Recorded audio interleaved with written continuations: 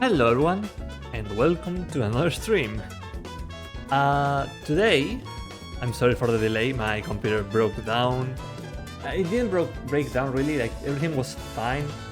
It's just that the fan that was keeping my CPU not burning stopped working. Like one day it just suddenly stopped working on its own, which is very weird, okay? But yeah, that got replaced and now it's all working as intended. So, I say we jump right into it and let's continue and finish Relative Instinct Farewell, My Beloved. Alright. Let me put up the game real quick. Ooh. Right. I'm going to be right back, chat, so give me just 1 second.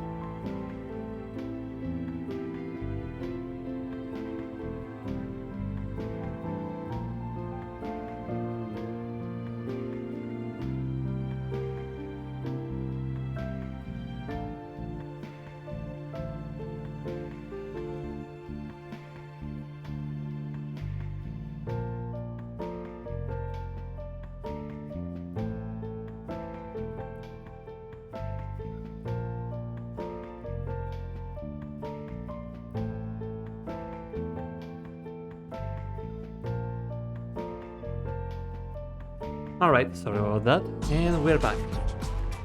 There we go. Oh man. It's been 11 days, I think. It's been a crazy ride, I tell you. Now, let's continue. Oh my god, look at all those Mau Maus. Mau Mau, Mau Mau. There we go. Alright, so last time we spoke with the bartender. We figured out that the lady that was with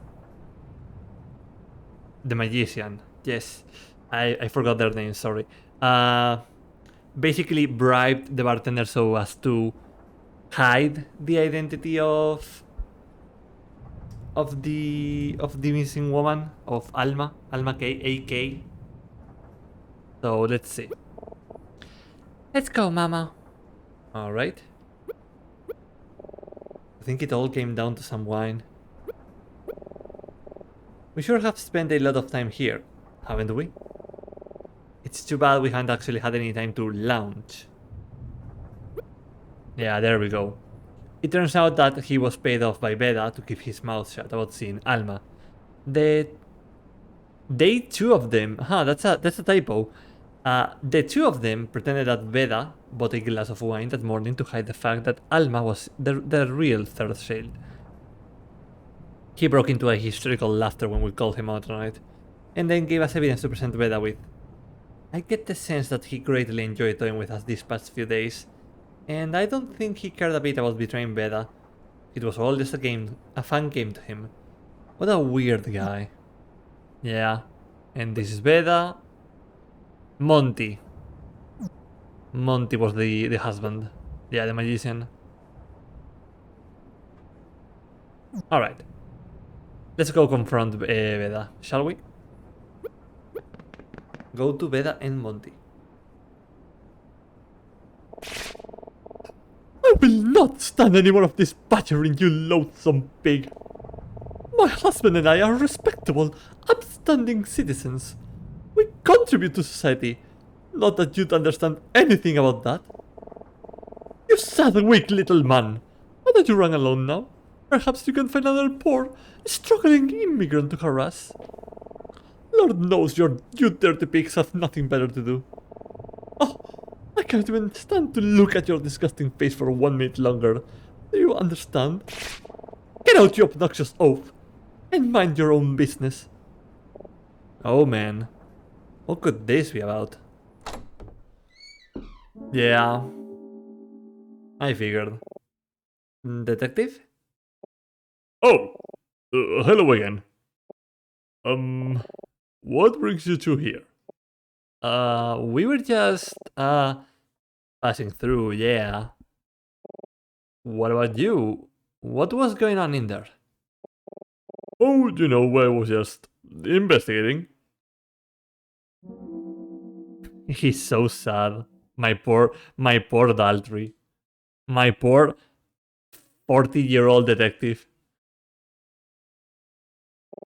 Listen, as much as I love to stay and chat, well, quite frankly, I'm running out of time. We'll talk later, okay? Bye, have a great day. Yikes. I guess even seasoned police detectives are no match for a migraine-stricken Beda. Hopefully, we'll have better luck. What a bother. No, darling. I'm not sure why you won't just leave this to me. You really must know. It's ace, king, queen, jack, in that order, okay? Don't forget. Don't forget. I'm with you in the dark. Ace, king, queen, jack. Huh? I'm not sure what they're talking about, but let's not get distracted. Don't worry, Mama. We can do this. She's pretty nervous too. But we have to step up here. For Alma. Deep breaths. Alright. Let's go. Oh, what is it now? Oh, there we go. Oh, it's you two again. Wonderful. As if this day couldn't get any better. Monty be like, no, please don't. I must say, I'm simply in no mood for further confrontations. Can you make this quick? What do you want now? We are sorry to bother you again. We just had a few questions we forgot to ask you before. If you don't mind, we can be out of your hair in just a few minutes. Promise. Fine. If it's about your silly imaginary woman again, you can forget it. Alright. This real piece of work, huh? Daltrey may have met his match, but having Emma here with me, I know we can do this. I still feel bad knowing what happened to him, but that won't stop us from getting to the truth. Sorry, Monty. Yeah.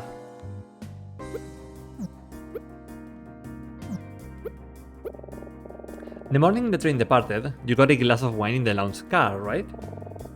Haven't we been over this already?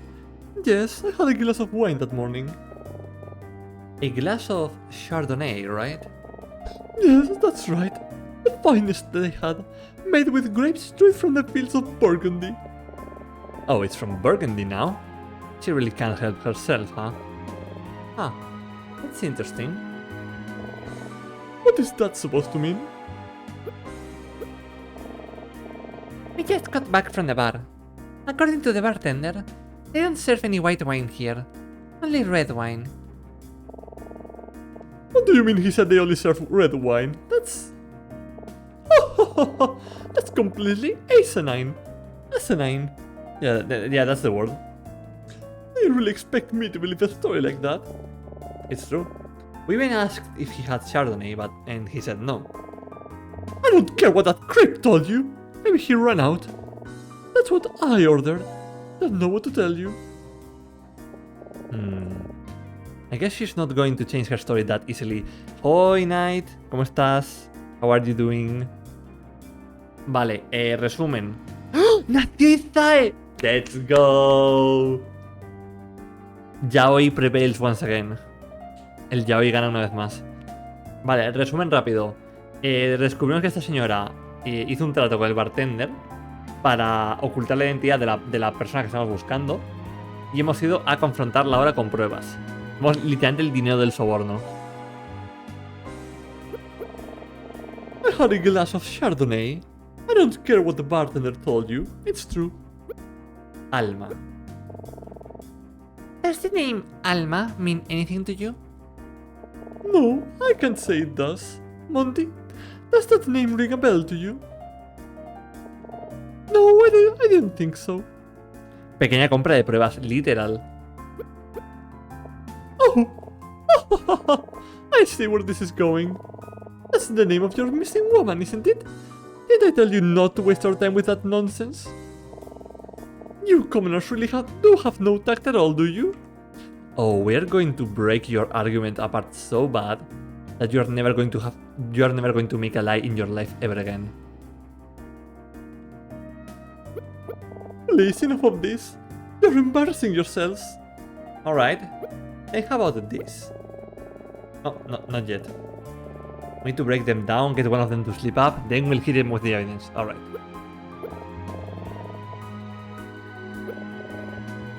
As expected, she is as tough as ever. Mama, maybe we should approach this differently. She's not going to tell us about Alma that easily, but if we start somewhere else, maybe we can bluff our way to her admitting what's really going on. What do you mean? Well, Beda and Monty think we don't know who they are, but we do. And if we show them we know that, they might...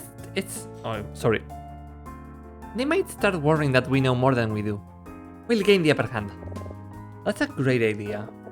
Keep pushing Mama. Make him sweat. Yeah, that's what Mama does. They just push them until they sweat their lives off. I see this is going to be just as tedious as it was the other day, isn't it? If you don't have anything of substance at all... If you don't have anything of substance to ask of us, I really must ask you to leave. One day I have a lot of packing to do and... We weren't finished yet. Don't interrupt me, child. What else could you possibly have to ask us? Wealth. Excuse me? I don't see how that's any of your business. Besides, what does it look like to you? Could a poor person afford this jewelry? Or a luxury suit like this? Yes, Monty and I are obviously quite well off. Is that really true? What is that supposed to mean? What do you do for a living that you can afford such luxurious things, Monty? Don't answer that. Not that he could anyway, but... I'm sorry, I'm just curious is all. I'm sensing a smug satisfaction coming from you. It is most unbecoming. How are our finances any of your business? What is this about this storage car? We found some weird items in there. The porter told us they belonged to a short man in a funny hat. Was that you, Monty?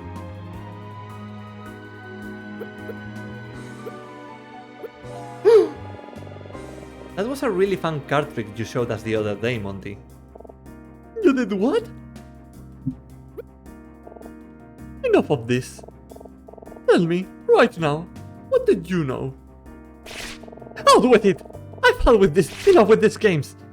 Just explain yourselves now! We heard there was an accident.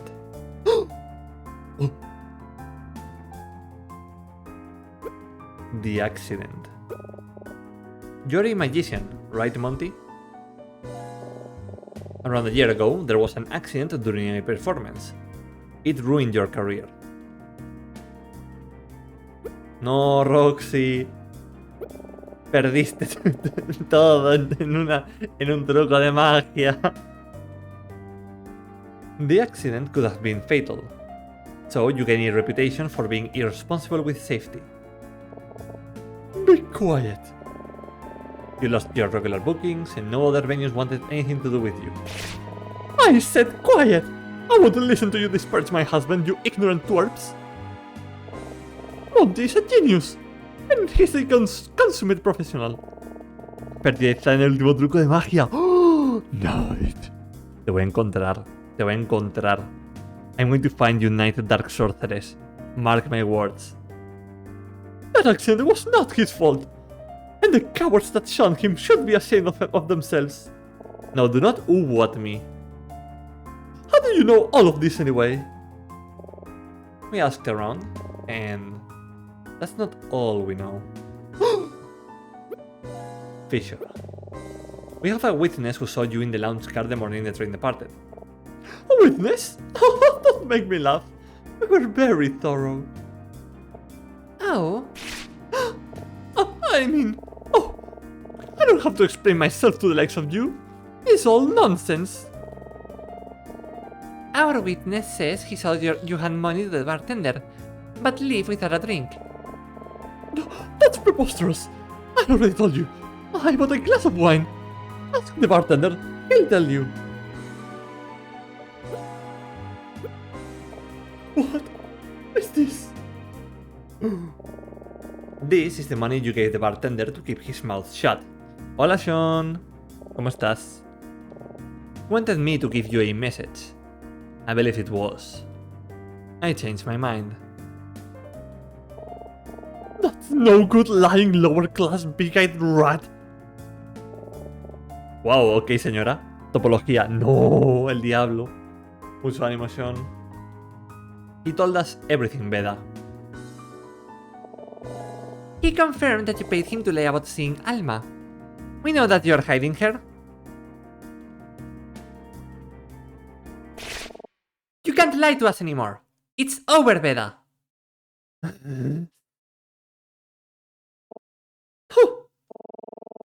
You must think you've got us all figured out, don't you? Such arrogance. I don't care what that bartender told you. You don't know a thing about me or Monty. Do you want to know who was responsible for the accident that destroyed Monty's career?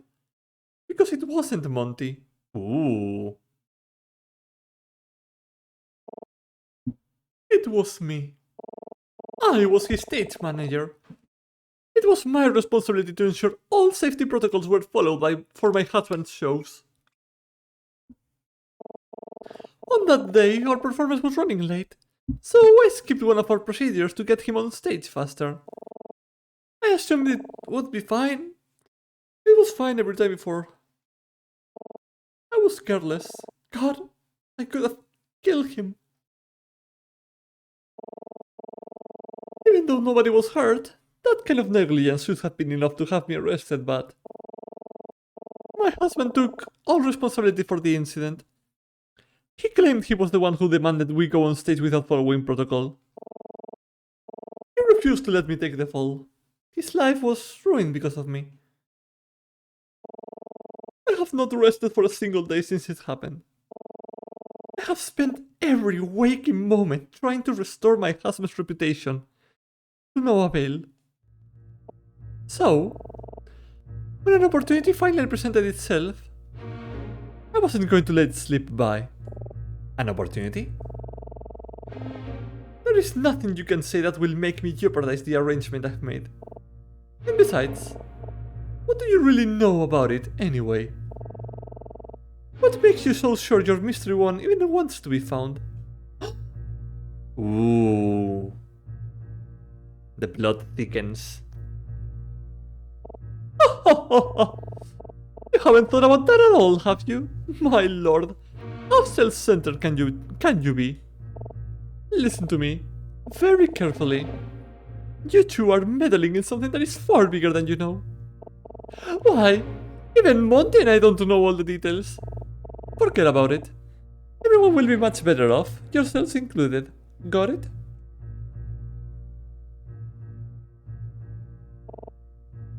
Can you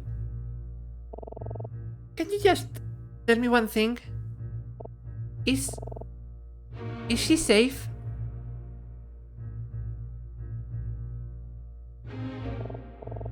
I told you. Forget about it. I'm not going to stop until you tell me she's okay. If you don't, I'll... Oh, carry out, dear. You'll do what now? I'll tell the detective everything. He'll listen to us. He'll... That dopey cop. That's all you can think to do? By all means, tell him. It won't matter because you don't have any evidence to support this ridiculous nonsense. Evidence? That's right, dear. You've told quite a fantastic story. But as far as that detective is concerned, that's all it is. A story built on shaky testimony. The fact remains that you do not have any proof whatsoever that a woman named Alma was ever on this train. And you never will, because there is nothing to find. Ooh. So what? Even without any evidence, I know Detective Dalton will believe us. Come on, Mama.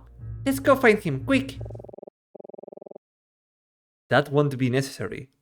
I have some evidence right here. Oh.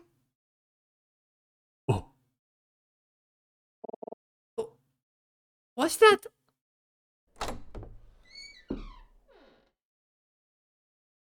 Oh.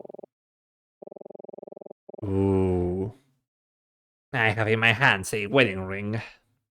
Would I be correct in assuming you two found it here, in this cabin? Professor Martin? You! What are you doing? The two of you were careless enough to lose her once, and... On top of that, you failed to notice that she dropped her wedding ring in your own cabin. My students here found the ring, and have been searching for its owner ever since. They've proven to be quite resourceful, even without it in their possession. Surely by now you realize there's nothing you can hide from them. Ooh, the professor was in on the conspiracy. Emma, Mama, I'd like you to meet me in my cabin at once. We have much to discuss. Yeah, thinking back on it, I think I thought that the only person who could have taken the ring could have been the professor. Either the professor or Veda, because we talked to Veda about the ring and she said that she didn't know that she would never wear such a poor-looking ring. So yeah, it was either one of those two. I will be waiting for you there. Ooh.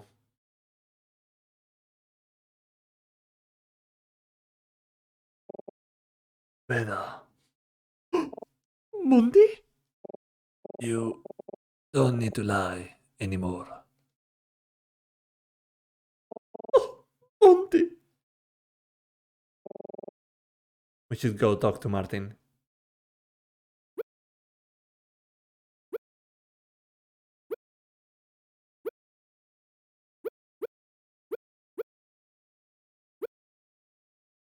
Damn, what a reveal.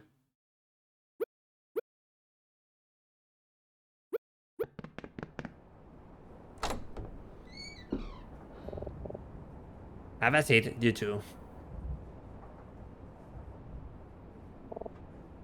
Professor, what's going on?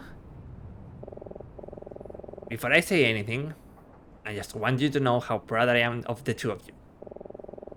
For you to have come this far out of the desire, for you to have come this far out of the desire to help a stranger speaks volumes about your character. I truly am lucky to be your teacher. However, whether or not I am still worthy to be your teacher will be for you to decide. I have deceived you both. I know this is unforgivable, but I hope you'll allow me to explain myself. I know you must have many questions, and I intend to answer them all. All I ask is that you trust me. I trust you, Professor. Please, just tell us what's going on. I told you that Senator Gordon invited me to Vendreka, which was the genesis of the strip. This is true. as was my desire to turn it into a valuable study experience for some of my brightest students. But Gordon wasn't simply inviting me here on holiday. He had a request. It was about the woman you met, Alma. By now, I'm sure you've realized that the truth of Vendreka's relationship to Cambrica is more complex than I initially suggested. It is certainly true that Vendreka has welcomed many Cambrican refugees into the country, but they do not live well. It pains me to admit it, but my country has done little to integrate its growing Cambrican population in a way that permits them to thrive. There are those in the government that see the influx of Cambrican immigrants as a problem. A problem that needs to be solved by forcibly removing them from the country. Regrettably, those forces have tremendous support among the populace. As such, it is trivially easy for Cambrican refugees to be deported. No matter how small the infraction or how dubious the claim, the court will almost always rule in favor of deportation for any Cambrican immigrant that is accused of even the most trivial of crimes. They come to this country to escape the tyranny of their home, only to end up right back where they started. It is a dreadful situation. That is awful. Yes. The woman named Alma is a Cambrican immigrant. Her husband committed a violent crime and was killed in the process. The police immediately went searching for her, but knowing what was likely to happen if she were found, she went into hiding. This is when Senator Gordon got involved, and when he asked for my help. Alma is not guilty of anything. However, should the police find her, she would certainly be deported. She will be forced to fend for herself in that violent place. Senator Gordon, hearing of her plight, quickly devised a plan to get her out of the country and to set her up with a new life in London. He needed my assistance to ensure the plan was a success, and I was more than happy to oblige. What do Beta and Monty have to do with this? You may have heard from the reporter that stowaways are common on these trains. In truth, many of them are Cambrican immigrants looking to escape the same fate as Alma. As such, security has gotten remarkably tight on any outgoing travel. All luggage is very thoroughly inspected, especially oversized items that are placed in the storage cars.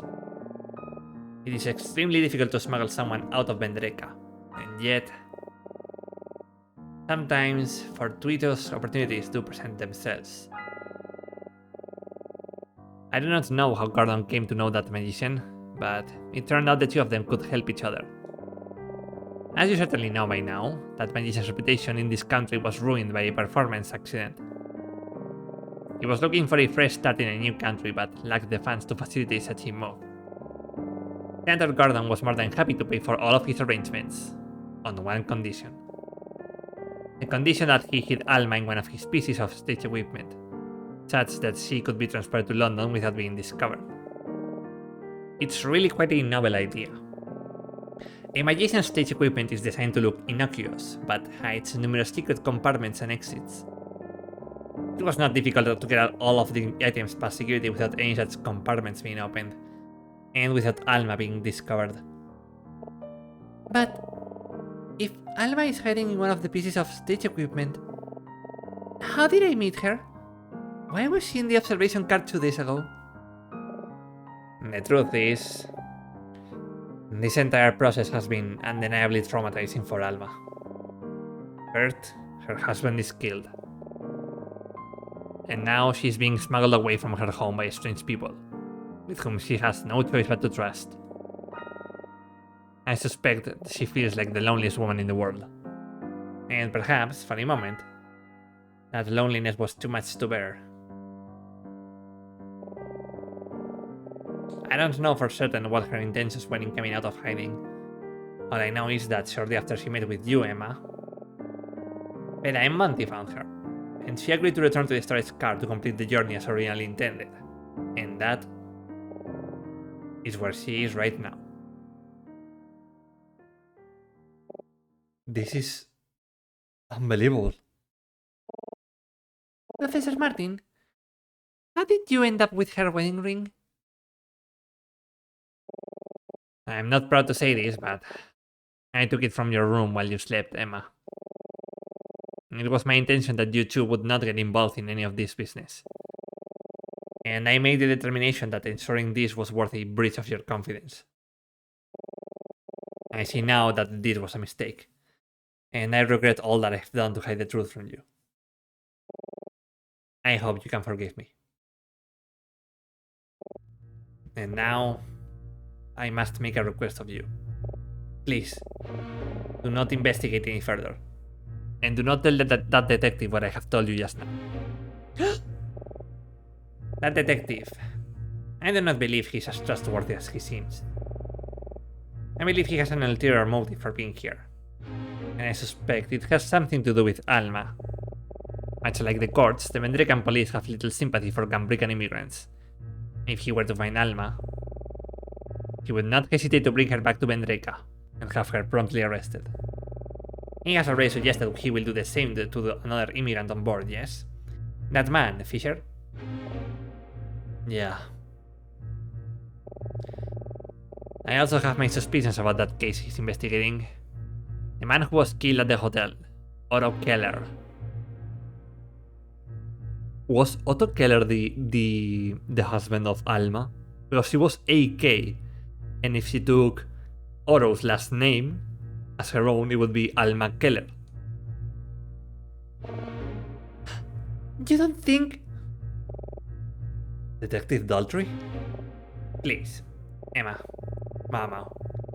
The only way that Alma will successfully complete her journey is if we pretend that everything is normal. A detective cannot find her. We cannot allow that to happen. I can't believe that Professor Martin is involved in all of this. I never could have imagined that he'd be doing this kind of thing.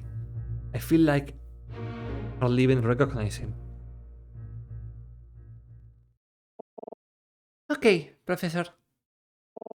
I'm sorry, I think I need to go back to my room for a little while. I understand. Excuse me. Mama. Yes, Professor? I feel I need to apologize to you personally as well. Why is that? I feel that, as your teacher, I have not given you the attention you deserve. I accepted you for this directed study program on Emma's recommendation. Without it, I likely would not have allowed you to come on this trip. It isn't that I wasn't impressed with your writing, but you haven't been my student for long, and it was my opinion that you weren't ready for this assignment. Emma thought differently, and she convinced me. But perhaps there was a part of me that still felt you weren't ready, and that you shouldn't have joined us. I believe I may have neglected your development, but knowing that you have what you have assisted Emma with uncovering these past few days, I am convinced that you are a man of tremendous character and intelligence. He was right. I was wrong. I hope you don't take this the wrong way, but I suspect that everything I have just told you and Emma will have come as much more of a shock to her than to you. I have taught Emma for many years. She is a brilliant student, and she most certainly thinks of me as her closest mentor. I have betrayed her trust in a way that I can never undo.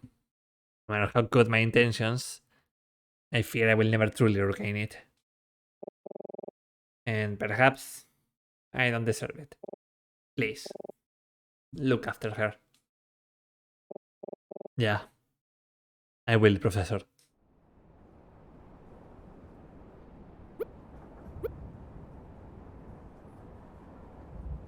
Martin revealed to us that he knew about Alma all along.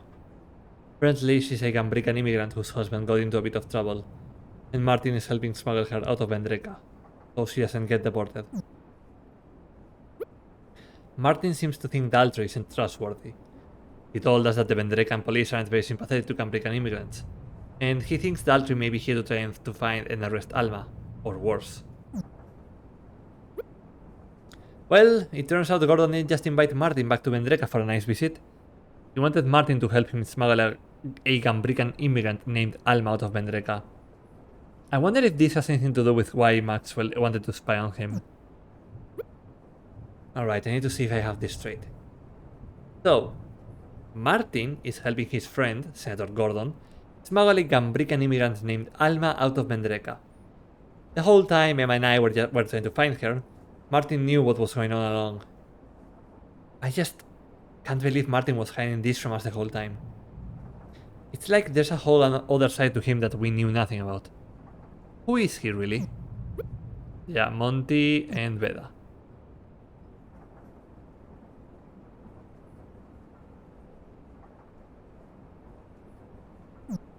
And the ring. Well, it turns out Martin took the ring. He confirmed to us that it does in fact belong to Alma. He wanted to hide from us what was really going on with his plan to smuggle her out of Vendreka. Still, to go so far as to steal it from Emma while she was sleeping just seems so extreme. I can hardly believe Martin actually did that. And why was it left in Veda and Monty's cabin in the first place? Oh my god.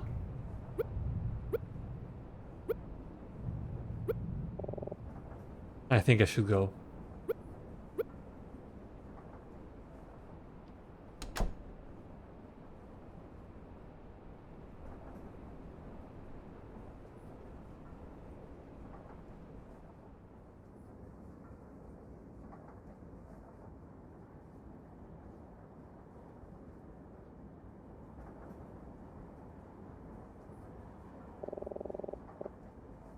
I think that's just about everything packed. Ew. I didn't think I had that much. Maybe I should have folded some of the clothes. Well, whatever, it's fine. We should arrive in London in just a few hours. I can't believe it. This trip went way faster than I expected. This has been a pretty weird experience.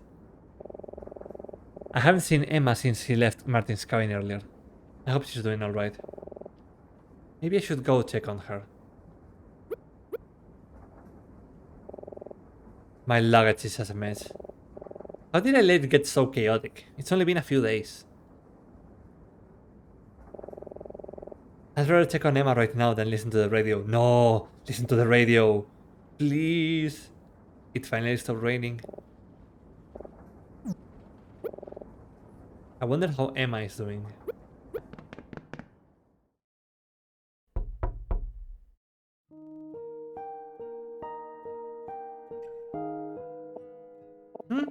Oh, hi, Mama.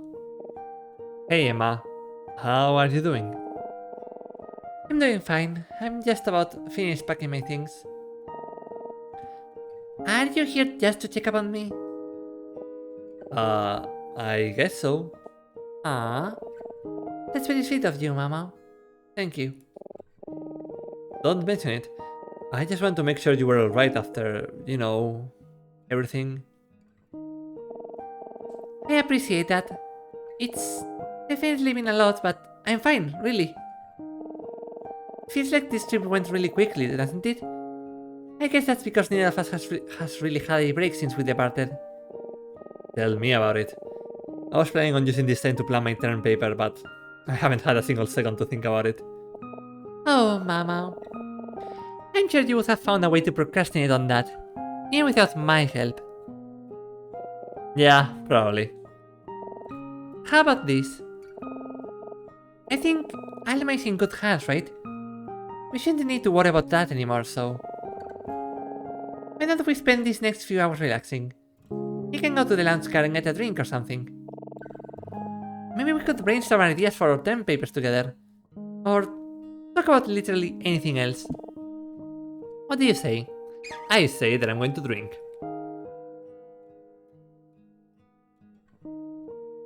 Ah, I was thirsty.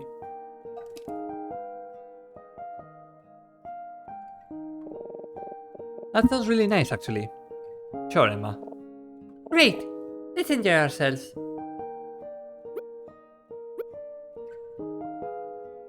My god. Look at how neatly folded everything is. She'd have a heart attack if she saw my luggage case. Emma's bed is very nicely made. I'm so glad it stopped raining. What's up, Mama? Hello? Is anybody in there? No? Can you please stop staring at me? I hate it when you do this bit. No, I'm not going to stop. Your hair looks nice, Mama. Trust me, you don't need to check on it. I'm glad she seems to be doing alright. After that bombshell Martin dropped on us, I wasn't sure how she'd respond. I'm sure deep down she's still feeling a little betrayed, but she's strong. I know she'll be okay. You know, with how long we were on this train, I'm kinda surprised this is the first time I'm seeing Emma's cabin.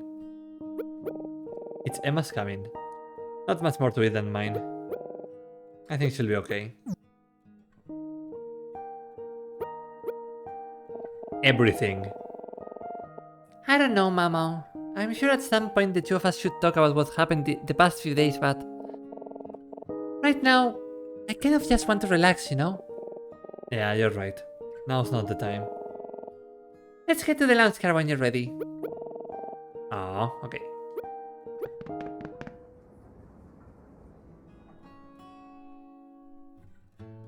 Aww. Do you really think that, Mama?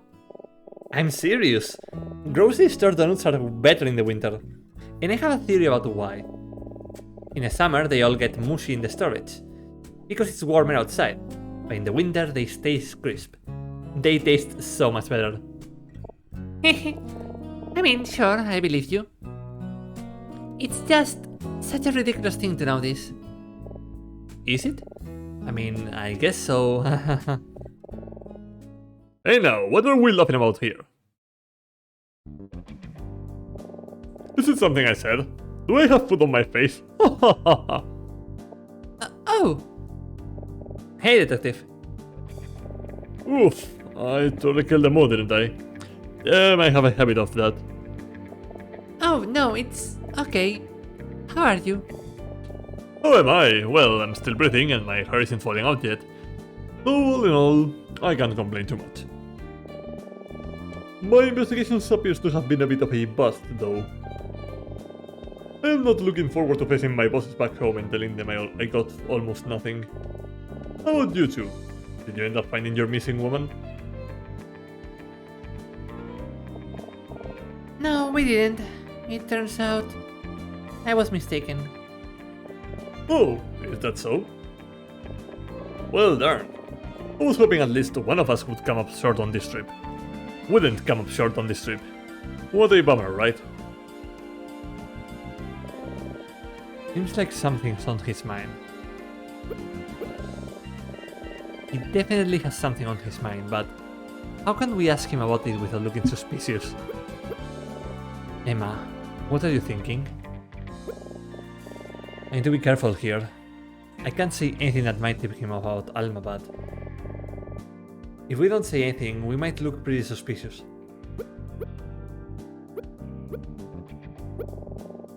You look like you have a question for me. What's up? Oh, no, I didn't have anything. Oh, alright then. He definitely has something on his mind. One of us better speak up soon before this gets too awkward. I don't know what to say.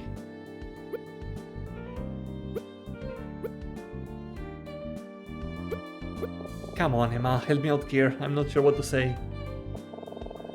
So, I know your investigation didn't end so well, but did you enjoy the trip otherwise, detective? Oh, I guess so. It's been a nice ride, but I'll admit, it's pretty hard to enjoy it when you're focused on work. I think I know what you mean. We aren't just here on vacation either. We have a pretty big assignment to worry about, right, Mama? Huh, yeah, that's right. I guess worrying about class isn't so different from worrying about work. Yeah, it's something like that. Good small talk, Emma. Honestly, it was fun playing detective for a bit, but the missing woman thing was really just an excuse to procrastinate on our papers. From now on, we're gonna leave it to the professionals. Yeah. Huh? Daltrey is acting a little weird. He seemed to react to Emma bringing up the missing woman. Is it possible he already knows about Alma? That wouldn't be good. She could be in danger of being discovered. Alright. It's risky. Oh, sorry about that. It's risky, but maybe I should just go for it and press him. No, wrong idea. Wrong idea. Oh, but we have to do it. Hey, detective. Is something on your mind? It's just...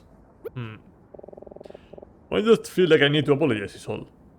I haven't been entirely truthful with you two. How so? The truth is, well, it's true that I boarded this train to continue my investigation into the murders of Otto Keller and Edison Maxwell, but... Bostezo también, Melda. Ay, me John. Te he hecho bostezar. Well, to be more specific, I did it because I was looking for someone. Someone that I was sure would be here. When you told me about your missing woman the other day, I didn't think much of it at first. But then, well... as unlikely as it be in the back of my mind, I kept wondering if maybe we were actually looking for the same person. It turned out to be nothing, of course, but in hindsight, even the slightest hunch it might have something to do with my case should have kept me from letting you guys get involved. Instead, I let it go. I let you go on investigating. And because I did, you wound up with a gun pointed at you. God, when I think about what might have happened if it were loaded. If it were someone other than Fisher holding it. This trip was certainly a failure for me. But it's not because I didn't find what I was looking for. It's because I allowed you guys to get into serious danger. And for that, I am sincerely sorry. I'm not sure what to say. Detective, if you don't mind me asking, what are you looking for exactly? Oh, well, alright. I guess there's no harm in telling you that now. As long as you promise not to do anything with this information, of course. We promise. Emma, don't lie like that. Please, I saw that smile. Okay. The person I'm looking for is... Otto Keller's wife, Alma Keller. Yeah. Alma Keller? Yeah. As soon as we ID'd Otto, we found out he was married, so we had officers go to his house to talk to his wife, but she wasn't there. After I found a train schedule among Otto's belongings, it occurred to me that she might be fleeing the country for some reason. So I made the impulse decision to get on board and chase that hunch. The boys back home still haven't found her, but, well, neither have I. So it looks like I was wrong. God, what a waste of time, right? Now I'm gonna go home completely empty-handed. I look like such a dope, won't I? I mean, more so than usual. What about Fisher? Fisher? I mean, you said you were going home empty-handed, but isn't he coming with you? No, Fisher isn't coming with me. When we arrive in London, he's going to stay. You're letting him stay?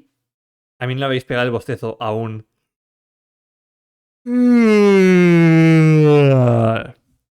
Espero que se haya funcionado. I hope that worked.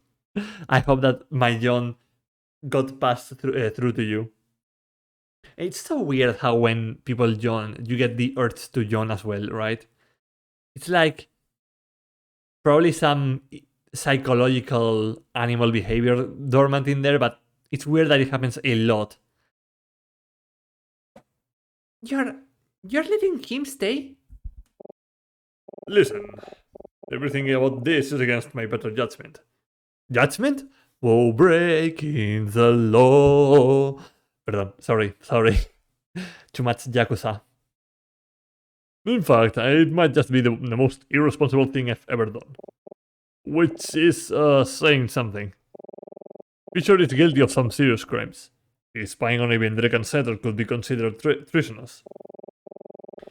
If he went back to Vendreka, he'd face a fate far worse than a slap on the wrist. I talked with him at length, told me everything. And I know this may sound a bit sentimental, but I believe him. He's just a decent man who got way in over his head, out of desperation. I can't in good faith condemn that man to such a horrible fate. How could I sleep at night, you know? As far as you know, there was no fissure. And anything I just told you, just forget about it, okay? Yeah, sure. You know, you're a really good guy, detective. Huh, you think so? Well, sure, I may be a good guy, but I'm a pretty lousy cop. Anyway, I'm sorry to have interrupted you two. It's like my ex-wife used to tell me at the time. Nobody likes a third wheel. Ha ha ha. Oh, I miss my wife, Chad. I miss her a lot. I'll be back. I'm gonna go back to my cabin and get some rest. It's been a long few days, hasn't it? If I don't see you, well, it's been a pleasure. I wish you both the best. Good luck with your lives.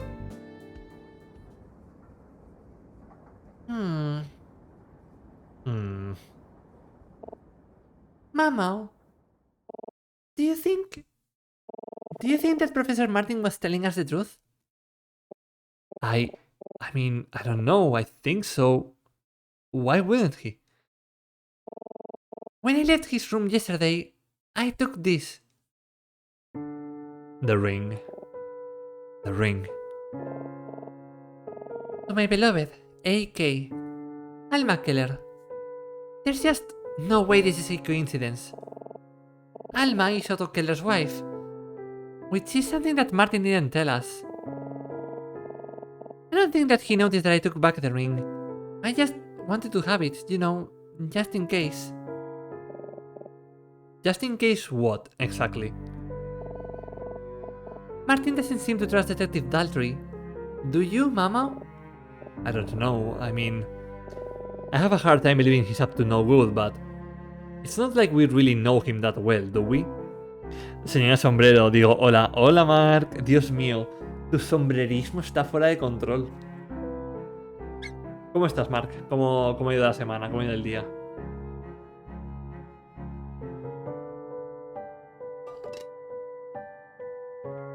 Vale, te voy a hacer resumen rápido.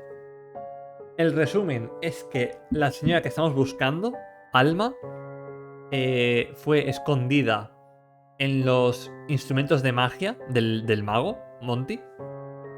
Y nuestro profesor, que es amigo de un político, estaba ayudando, colaborando con el mago y su esposa y el político para sacar a la señora Alma del país. Y ahora estamos en plan, no se lo digáis al policía porque el policía la puede deportar y es toda una movida. Súper complicada. I don't know, I mean, I have heard... Not like we really know him that well, do we? Enfermo, ups. Espero que te cures pronto, Mark. Mucho ánimo. That's true, but... After today, I'm not so sure I know Martin that well either. He almost seemed like a completely different person when we talked to him before, didn't he? Yeah, a little bit. Hey, first! Mark got the first! Ganaste, Mark. Yeah, a little bit.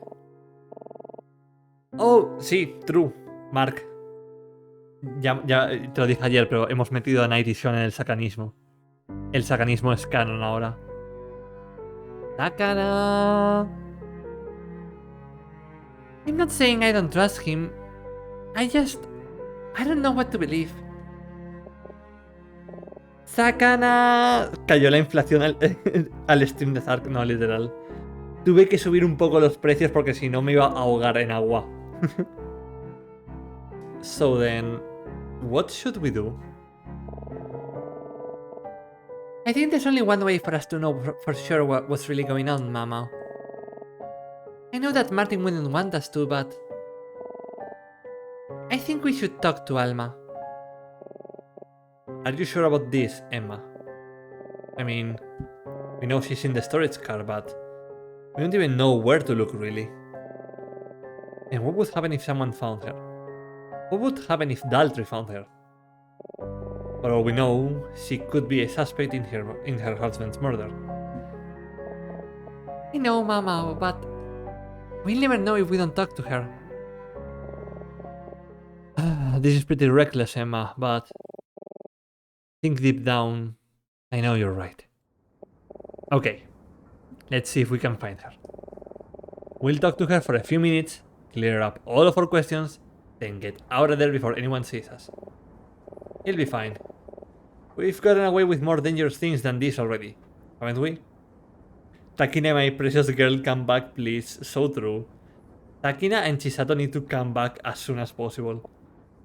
Yeah, just like you said. We'll be in and out in no time. Let's go, Mama. Let's go, Mama, let's go! Man, I'm nervous.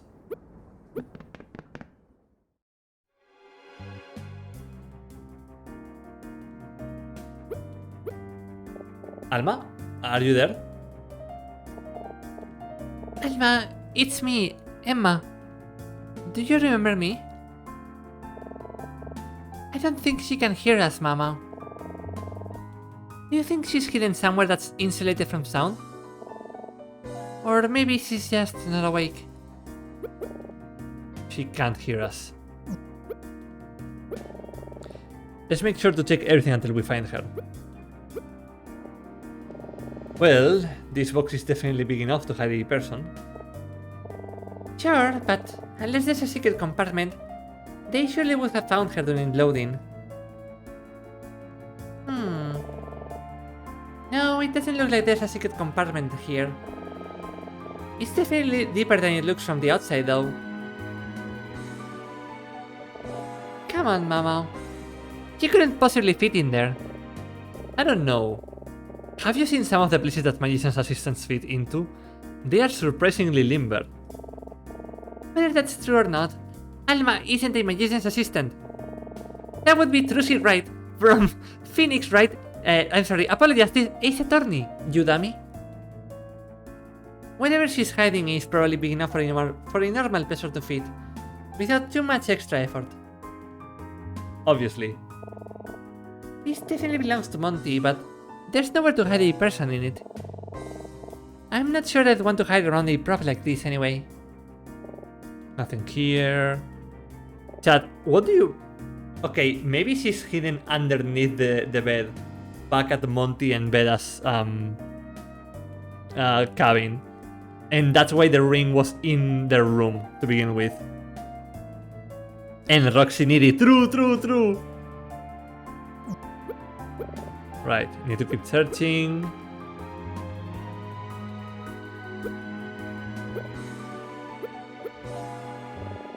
I think we can ignore the golf clubs.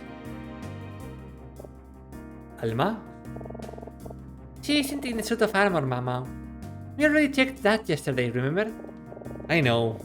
It just seems like such a funny place for someone to be hiding. I want it to be real. I have a funny feeling about this suit of armor. I know it seems like a stretch, but how about we have a closer look? Maybe we'll find something useful. Oh yeah, let's just look at the very suspicious keychain that's wrapped around the sword handle. Golf. Aww. Let's go golfing. We checked the helmet already. There's nobody inside. Up close, this armor looks pretty fake, but I guess that doesn't matter for a stage prop. What's this hanging from the sword hilt? It's a key ring. There's just one really tiny key on it, though. You should hydrate now. Thank you, Sean.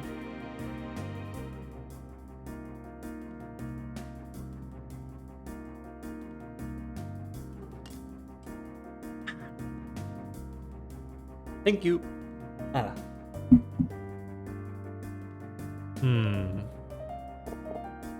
A key, huh? wonder if we can use this in here somewhere. Well, she's not in the cage. We can see that pretty clearly.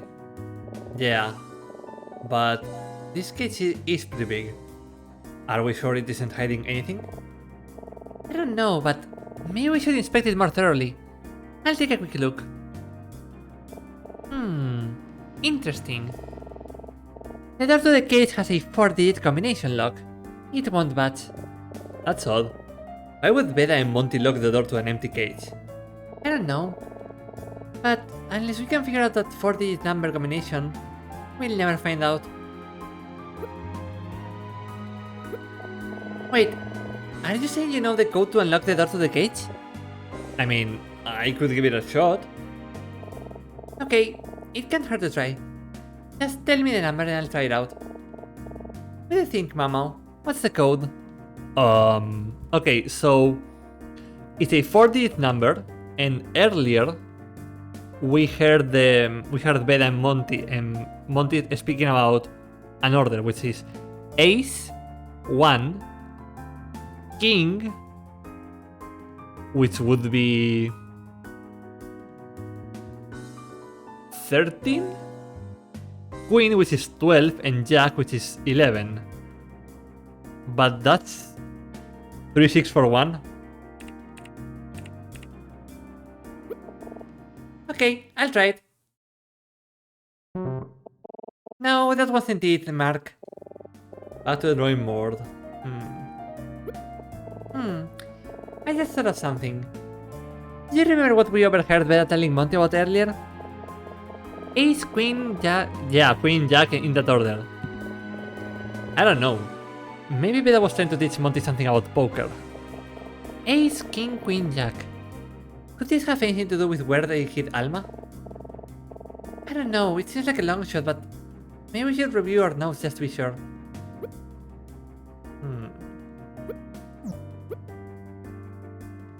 We found 8 playing cards in a jewelry box in the wealthy couple's cabin. They were as follows: 8 of spades, 5 of diamonds, Jack of clubs, 3 of hearts, King of spades, 2 of clubs, Queen of diamonds, Ace of hearts. Vale, el orden es As, un segundo, Ace, King, Queen, Jack. Ace, King, Queen. I'm writing this down in chat. Jack. And we know from the playing cards. Hold up. There we go. We have the Jack of clubs, and the only okay, the Jack of clubs has to be number 2 because we have the 2 of clubs, and that's the only clubs card that there is. So it should be Ace of hearts. Could be 3. As for the the King of the spades, 3, 8. Then Queen of diamonds, which should be 5, and finally Jack of clubs, which should be 2. 3, 8, 5, 2.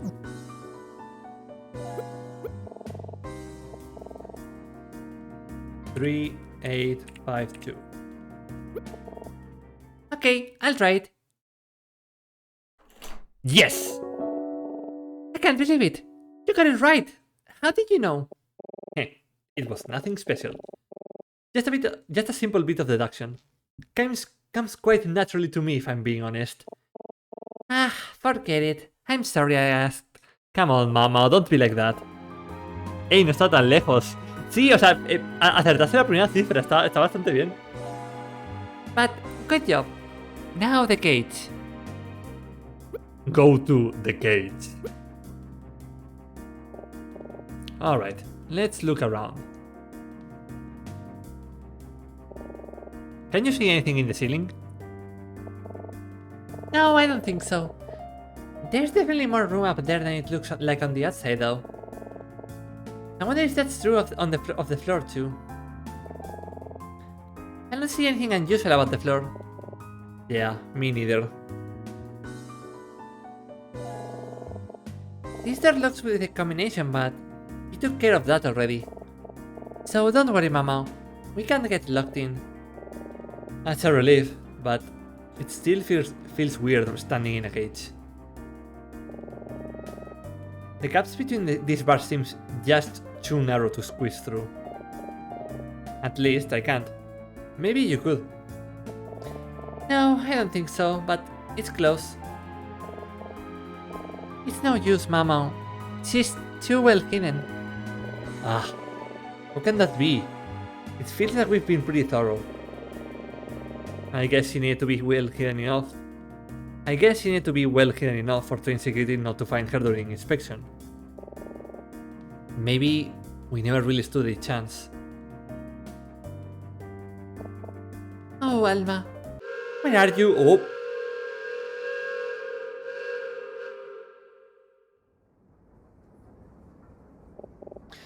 Man, that is loud. Oh, shoot. That scared me so much, I dropped the ring. Mama, do you see it on the floor anywhere? Oh, let me take a look. Yeah. The ring on the floor, yeah, it's right there. It's like the only pixel on the screen. I found it. Of course. Wait. What is this on the floor? Next to the ring. I think it's a tiny hole. It looks like it might be connected to a latch of some kind. Mama! You don't think... I have to try it.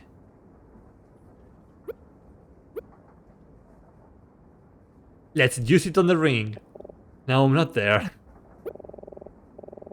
Yeah.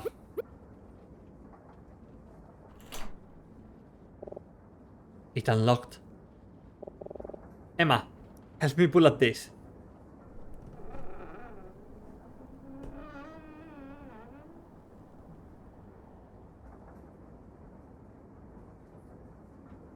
There she is. Alma. It's her. It's really her. Alma! Alma, can you hear me? Alma, it's me, Emma. Please, Alma, wake up.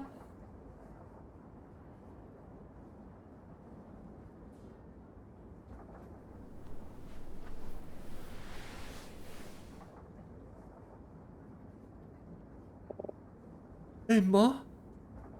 Oops, sorry. What? Oh, Alma, dejen dormir. Yeah, let her sleep. Let her go to sleep. Aww. I found you. I finally found you.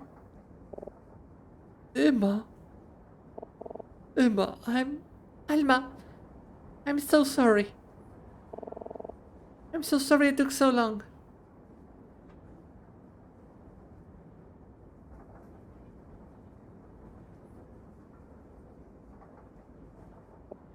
I don't know what to say.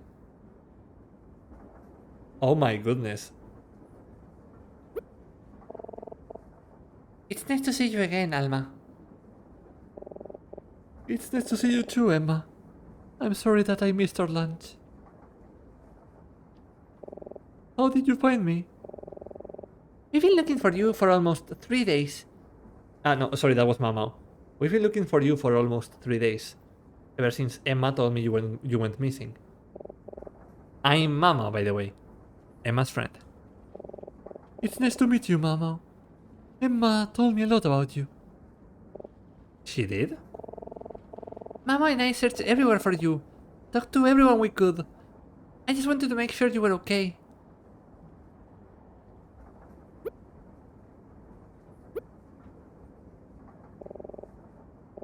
You went through all of that for me? I'm sorry to have put you through so much trouble. It's okay, Alma. We're just happy to see that you're okay. So, do you know who I am? Well, that's sort of why we had to find you. We've learned a lot about what's going on, but we don't know who to trust or what to believe. We thought the only way we'd know for sure would be to hear it from you. I can't tell you. You can trust us, Alma. It isn't that I don't trust you, it's that if I tell you anything, he might. He? I understand, Alma. If you don't want to tell us, it's okay, but nobody knows we're here. We shouldn't be in any danger. We just want to know the truth. Can't believe she's actually standing right in front of me. I don't know what to think. It's almost like she still doesn't seem real somehow. What do you know about me? Your name is Alma Keller. Your husband was Otto Keller, a man who was murdered at a hotel 3 days ago. We were told that you are fleeing Vendreka to avoid deportation to your home country, Gambrica. We know that your husband Otto worked as a housekeeper for a lawyer named Maxwell, who was killed in his home the same night Otto was murdered at a hotel.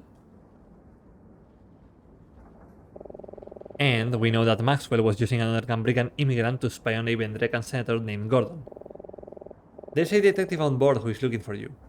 He is currently investigating Otto and Maxwell's murder. We are not sure how all of these things are connected, but that's about everything we know.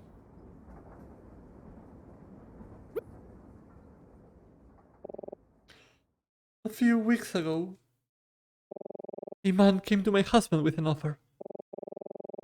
If accepted, he would set Otto and I up with a new life in London and a considerable amount of money.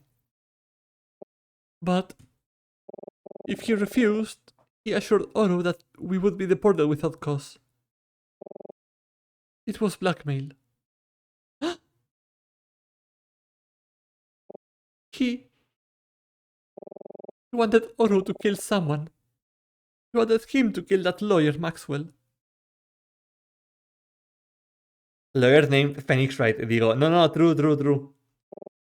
That man. That horrible man. Alma, who was he? He never told us his name, but he was...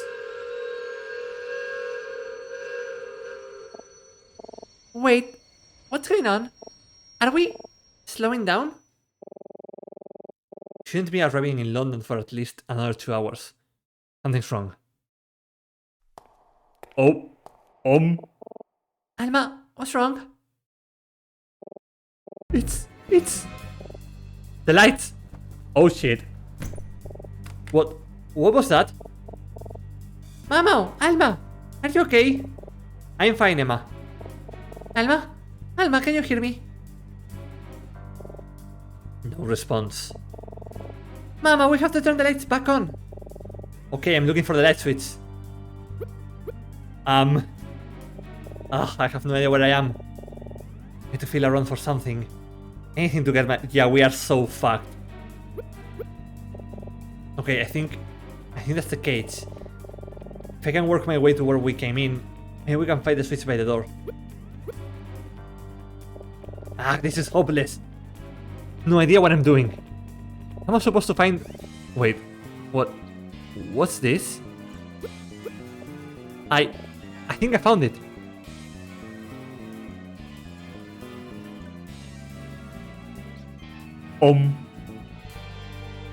Alma down. Alma's gone. Oh no. Alma. Mama, we have to find her. Quick, let's get out of here and check the other cars. She can't have gone far. Emma, I can't get this door open. It won't budge. What? Oh shit. Oh no. The other door is stuck too. Hey, can anybody hear me? We are trapped in here. Hey! Damn it. Do you think the man Alma was talking about The one who blackmailed her husband to murder Maxwell. You think it was Professor Martin? Emma, I don't know. It's alright. Let's not jump to any conclusion just yet, okay? We need to get out of here.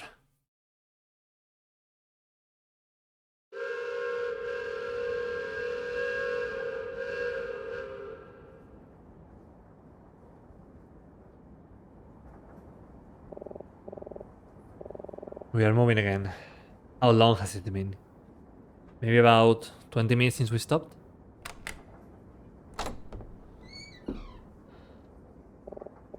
It's the porter! He got the door open. Oh, you two again? Oh, hello. Mama, we need to be careful. If even a little of what Martin told us is true, if anyone finds out about Alma, it could be disastrous for her. Let's just see if we can get any more information about what's going on.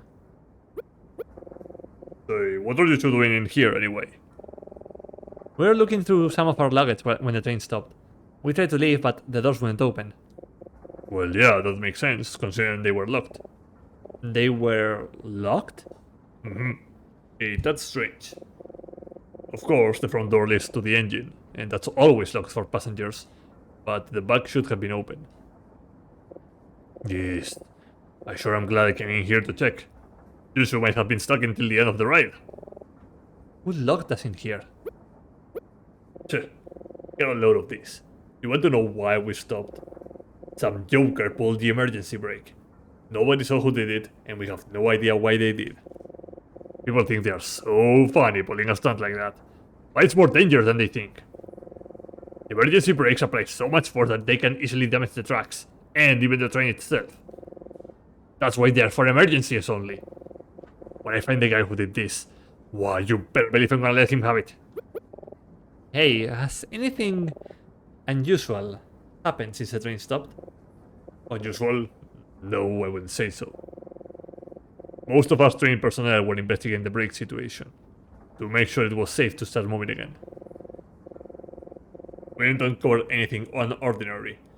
Some passengers are a bit irate about it all, but I'd say everything's back to normal now.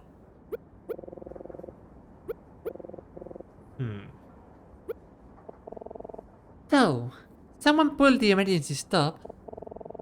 Then, someone cut the lights to the storage car and locked us in here. And somehow, in the middle of all of this, Alma disappeared. If you'll excuse me, I have a few more things to check on.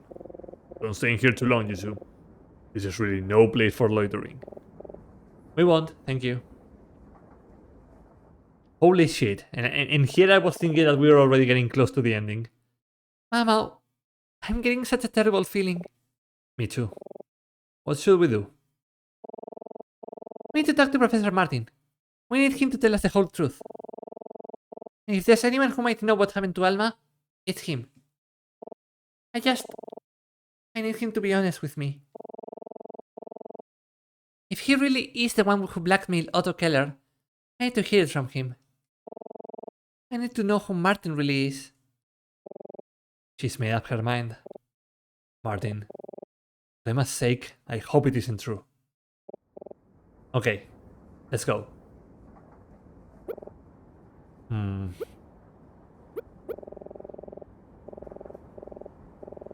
Yeah. Let's go.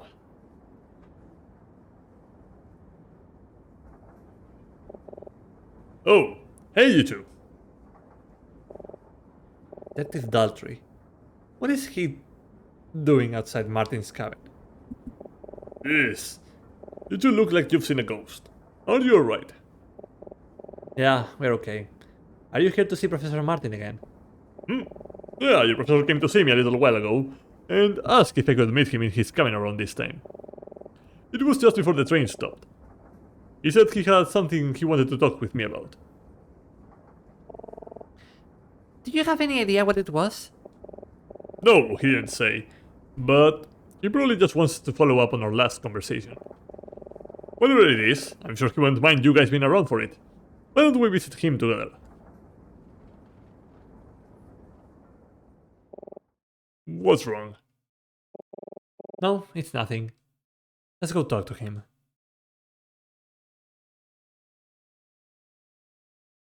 Oof, the tension.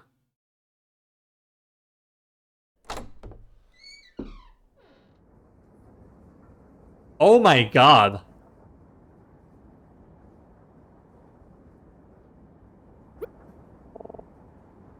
Professor Martin? Is he? Okay, now we are fucked. Estamos en la B.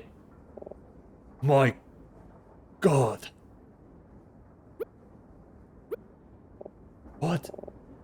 What happened here? Oh my fucking god, he fucking dead. So true. Is Martin? No, I want to check the other things. Okay, let's check the dead body. He's dead. There's a gun in his hand. Did he? Wait. There's something on the table. This is a letter. It's addressed to you and me, Emma. What does it say? To Emma and Mama. Please, controller, come back to life.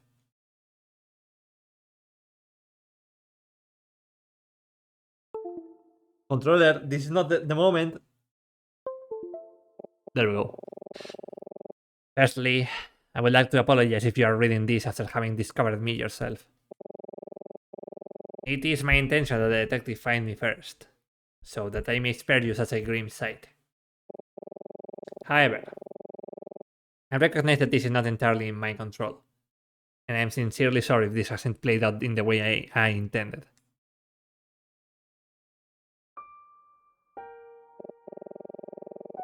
By now, it has become clear to me that my secrets cannot stay hidden for much longer. In spite of my best efforts, I am certain the two of you will uncover the truth.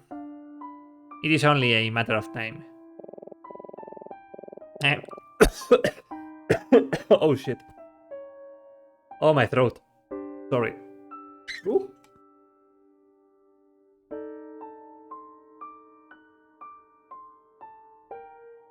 I am not angry with you, nor am I disappointed in this outcome. To the contrary, I am very proud of you both. But I regret that the truth is to my great shame. Yeah, I just drank water. Thank you, Knight. Uy, acabo de ver.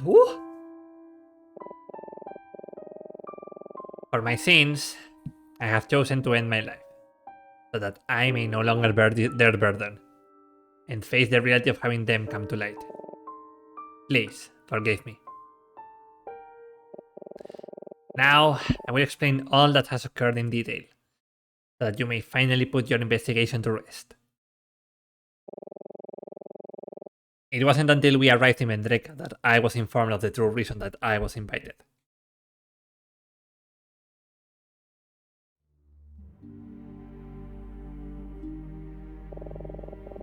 When I first met with Senator Gordon, he informed me that a lawyer named Maxwell had discovered a very dangerous secret. If this secret were publicly revealed, the results would have been very undesirable. Maxwell tried to blackmail Senator Gordon with this information, but even if Gordon acquiesced to his demands, it would have been far too dangerous to allow him to go on with knowledge of this secret. The only solution was to have Maxwell killed. Gordon's plan was to brave Maxwell's Gambrican housekeeper to kill him in his home, and make it look like a robbery. You know the Gambrican man to whom I am referring to, Otto Keller. As insurance, Gordon would inform Otto that he and his family would be deported should he not comply. Of course, Gordon could not meet with Otto himself. A man in his position could not risk being seen engaging in innocent business. So he asked me to do it. I would only be in the country for a short time, and had no known connection to any of the involved parties. Once the job was done, there would be no evidence to implicate any of us, and Otto would be safely out of the country. As long as everything went according to plan. The night before we left Bandreka was the night Otto was to do the job. After killing Maxwell, he would meet with me in an unoccupied room of our hotel, and I would inform him of his next steps. He was to go with his wife and meet with the magician. We would make the necessary arrangements to have them stow away on the train. I too would take the train to oversee their journey, and to ensure nothing went wrong. But when Otto met with me at the hotel, he had different plans. Otto was overcome with guilt for having killed Maxwell. He told me he had no intention of making the journey to London. He wanted me to ensure that his wife made the journey out of the country, but he was going to turn himself into the police. He told me that he would say it was a robbery. He would say nothing of my involvement or of our arrangement. I sympathized with him and his strong sense of justice, but such a risky plan was simply unacceptable. I told him no. I told him we would finish our arrangement exactly as planned. He protested, so I felt I had no choice but to find a way to convince him. I told him that if he didn't comply, I'd have his wife deported at once. I told him that she would never see freedom again. He became angry. We began to argue. He then became violent. I didn't want to hurt him, but I panicked as he approached me and...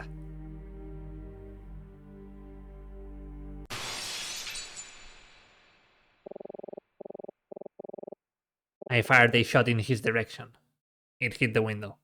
Startled, he lost his balance and fell through the shutter glass.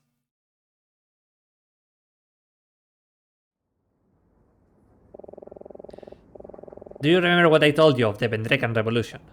That I was a university student at the time in which it took place. In truth, I was deeply involved, together with Gordon and with our friend Meyer. We were very young and very idealistic. We wanted the best for our country, and we were determined to fight for it. There was a period when it seemed as if all of our efforts were being thwarted before we even had a chance to act. One of our companions was acting as an informant, and one day, Gordon revealed to me that he had discovered the traitor's identity. It was Meyer. We confronted Meyer with this information. He denied everything. He began to accuse us of being the informants, of betraying him. I do not remember much about what happened next. All I know is that Gordon and I left that meeting alive, and Meyer did not. I have lived every moment of my life since this incident, trying to hide from it. I left my home country. I refused to think of it even for a moment. I had nearly succeeded in forgetting it entirely. Until Gordon informed me that the lawyer, Maxwell, had somehow discovered what he had done, what we had done. Those who knew Meyer believed he died in an uprising. Gordon and I covered our tracks carefully. But perhaps not carefully enough. Lastly, I would like to talk about Alma, the wife of Otto Keller and the woman I so shamefully made a widow. The night Otto died, after you went to sleep, I went to his home myself to meet with Alma.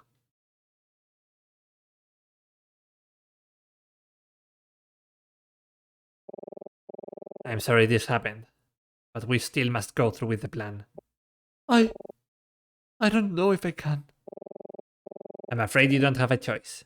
You must be on the train tomorrow. If you aren't, I don't want you to die too. Please.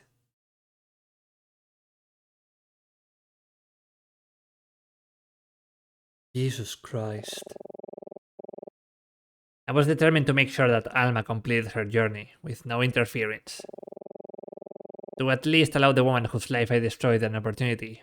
To at least allow the woman whose life I destroyed an opportunity. Find freedom in a new country. I think this sentence is poorly constructed to at least allow the one whose life I destroyed an opportunity to find freedom in a new country. There we go.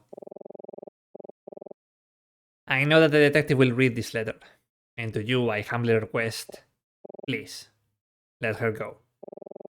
She has done nothing wrong and deserves the opportunity to rebuild her life, free from oppression.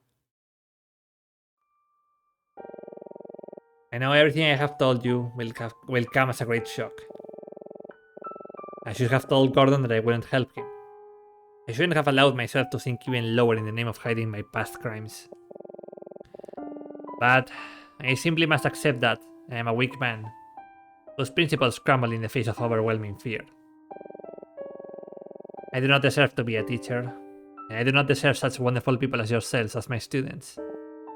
Mamo, I am sorry I doubted you, and I am certain you will flourish as a scholar of great talent and principle. And Emma, to have been your teacher was one of the great pleasures of my career. I know that you thought very highly of me and greatly valued my guidance. I too cherish our time as if you were my own family. The pain I feel in having betrayed your trust is almost too much to bear. If there is a silver lining, it is that I can rest knowing that you will become a woman of greater character than any man, much less myself, could ever be. In the end, I only would have gotten in your way. I read these words in the hopes that you both may learn from my mistakes. You are young.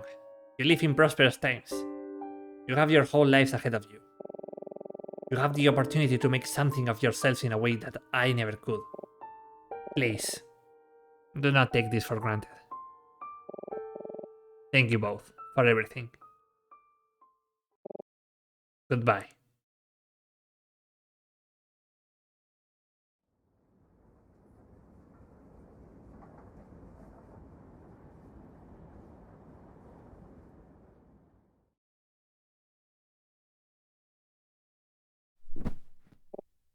Emma!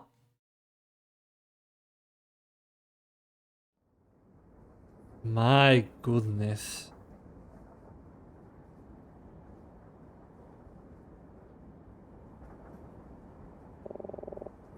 Thank you for telling me everything. How are you holding up? I'm okay. Detective, how is Emma doing? I spoke to her briefly after she came to. She told me she was okay and that she wanted some time alone to think. I can tell she's a pretty tough girl. I know she'll make it through this, but deep down, it's clear she's really hurting. Don't worry though. I'll keep an eye on her until we arrive.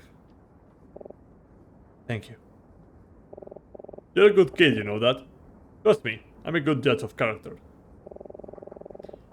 I get the feeling that when she's ready for a shoulder to cry on, you'll be there for her. What about Alma? Have you found her yet? No, I've looked all around, but there's been no sign of her. It's very strange, but I'm starting to think it's possible she fled from the train while we were stopped.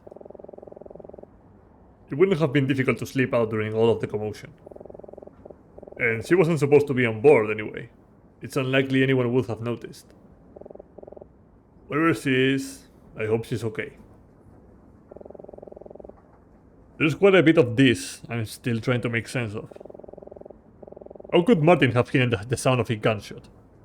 Not a single person I've talked to said they heard anything strange. I'm still in the dark about a lot of your investigation. If you don't mind, can we discuss some of the details? Maybe it will help me piece some things together. Jeez. Where do I start? Oh my goodness. I hope Emma's okay. A few hours ago, I didn't know who we could trust. But at this point, I have to believe we can trust Daltrey. As soon as you're ready, let's review what we know.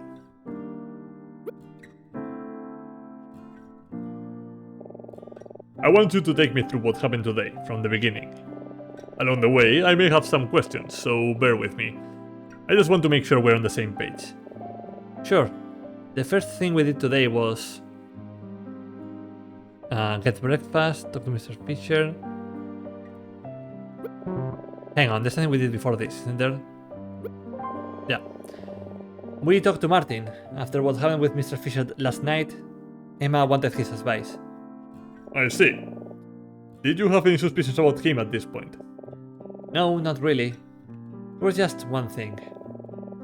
We knew that Martin was friends with Senator Gordon, and that Gordon was the one who invited Martin to visit Vendreka. That's where the idea for this study trip came from in the first place, but when we heard Mr. Fisher was spying on Senator Gordon, we didn't really know what to make of it. If only I had learned the connection between Martin and Gordon sooner. Before we left, Martin told us to be careful, and that he'd rather us not get involved in anything. I suppose at this point he knew it was only a matter of time before you found out his secret. After that, we decided to go find Mr. Fisher. Fisher, you know, why were you two interested in him in the first place? Well, that's because he may have witnessed Emma and Alma together. As it turns out, Fisher was one of the few people who may have witnessed Emma and Alma together, before Alma went missing. Interesting. So, what did he say? Did he see them together? No, he didn't, but he did see something else in the lounge car that morning that raised our suspicions. He saw Beda make a deal with the bartender. Better, huh? I had a feeling that woman and her husband were up to something. The lunatic bartender told us that Beda had gotten a glass of wine, but Fisher remembered it differently. He saw Beda give the bartender money, but leave without a drink. The bartender was very clear with us that the 3 drinks were sold, and his cash register confirmed it, so... If Beda wasn't one of them, then... Yeah. We were able to catch him in a lie, and prove that Elma must have had tea with Emma that morning. So then... Oh, that's it! Beda paid him to keep his mouth shut. Yeah, exactly. Actually, we had been suspicious of Beda and Monty from the beginning, because of the ring we found in their cabin. A ring? Yeah. The engraving on the ring said, "To my beloved, A.K." We didn't know Alma's last name at the time, but we knew there was a possibility the ring belonged to her. Fascinating. The bartender never fully admitted anything, but he did give us something that confirmed our suspicions. The money Beda paid him to keep quiet. And he wanted us to tell her that he changed his mind. Huh. Well, this explains why I saw you two outside of Beda and Monty's cabin earlier. I could tell immediately that those two were suspicious, but I wasn't able to get anything out of them. Beda didn't pull any punches. It looks like her comments must have really bothered him. So, what happened when you confronted them?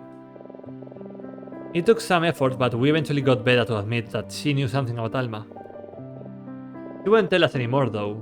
We got so close, but he was right about one thing. Even though we knew something was going on, we didn't have any real evidence. But wait, I thought you had Alma's ring. No, we didn't. It had gone missing overnight. Emma had it in her room when she went to bed, but didn't when she woke up. We thought we were finished, but then Martin showed up with the missing ring. After that, Emma and I joined him in his cabin, and he told us everything. Almost everything. He told us he was helping Senator Gordon smuggle Alma out of Vendreka because she was under threat of deportation. The plan involved hiding her in a piece of Monty's stage equipment in the storage car. Wow! No wonder we couldn't find her. He told us he took the ring so that Emma and I wouldn't get involved, and he even said there was someone else he was suspicious of. Who? Me? Yeah, it was hard to believe, but he told us that the Vendrekan police were unsympathetic to Gambrican immigrants, and that if Alma were found, he'd certainly be deported, or worse. I'm ashamed to admit it, but that part is certainly true.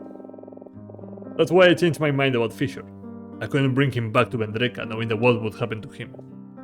Yeah. You told us about that when Emma and I saw you in the lounge car earlier this evening. There was one more thing you told us that finally made us suspicious of Martin.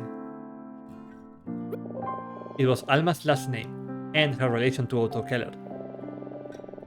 Martin didn't tell us that Alma was married to the man who was murdered 3 days ago, so we knew there had to be more to the story. That's when we decided that we needed to talk to Alma herself.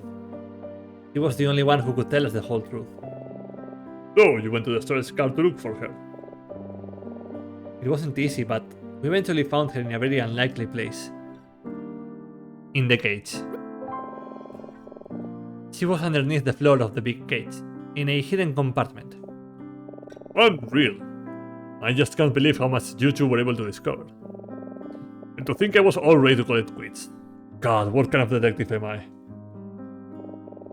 I'm sorry, don't mind me. Please continue. Alma was reluctant to talk at first, but she trusted Emma, so eventually she opened up to us. She told us about a man who blackmailed her husband, Otto, to get him to murder Maxwell.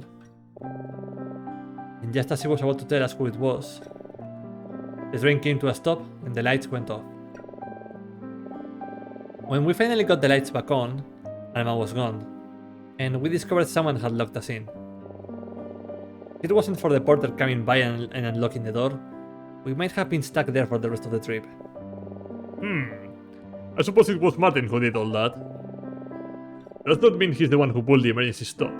But why would he... Wait! I think I know why. You do? Yes, think about it. Rather than making the train stop, what could he... Yeah, the whistle. The whistle to hide the gunshot. Exactly. I couldn't figure out how Martin hid the sound of a gunshot on a crowded train. But the whistle would have provided cover. The whistle always sounds when a train stops and starts. So by pulling the emergency brake, he could predict exactly when it would blow. All he had to do was wait in his kind for the train to start moving again. Well, that's a plausible theory at least, but it still doesn't explain what happened to Alma. Once the porter left, Emma and I decided we needed to confront Martin. And that's when we ran into you, outside his door.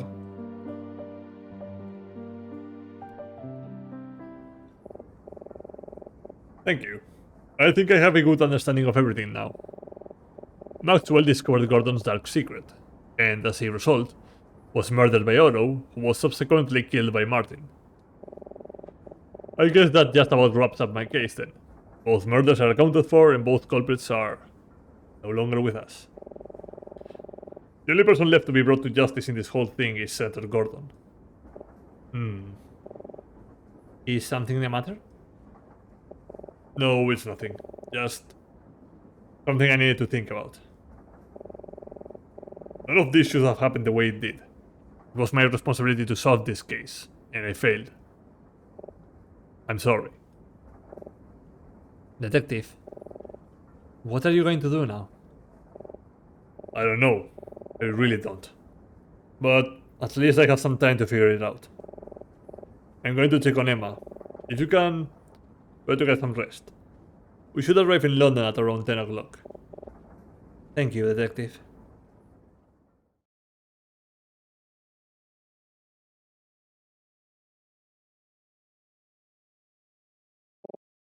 What now?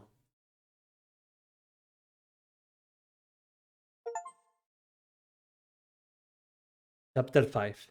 Finale.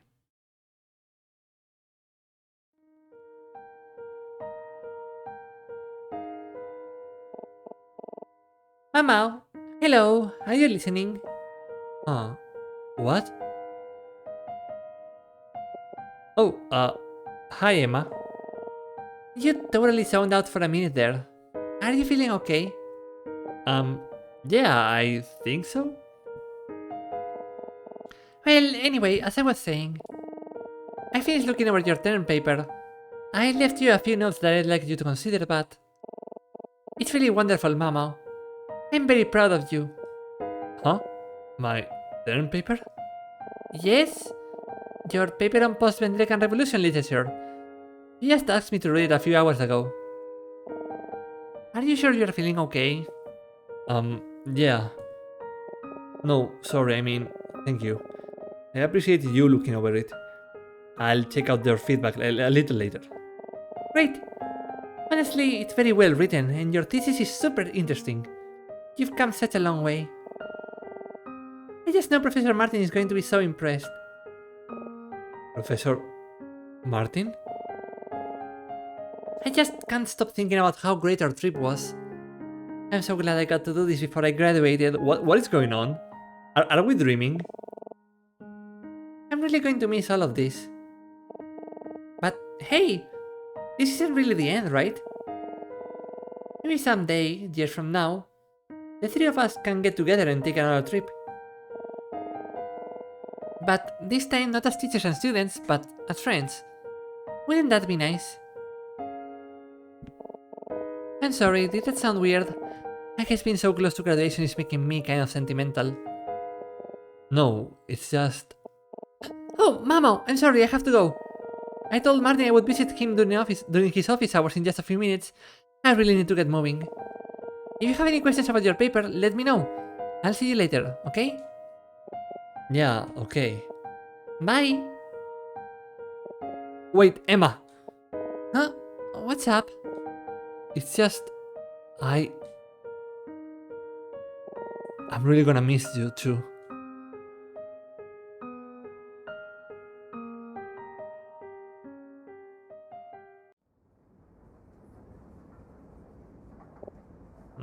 Huh? I must have nodded off for a bit. I didn't realize how exhausted I was. God, an embarrassing dream. Looks like we won't be arriving for another 30 minutes or so. I wonder how Emma is holding up. Yeah.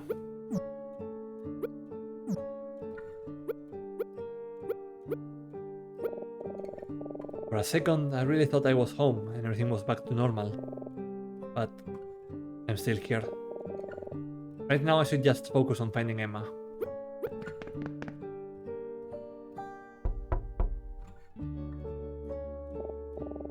Not here. I wonder where she went. Well, alright, I have some time. Let's do a quick lap around the train and see if I can find her. Closest place to check first would be the lounge car.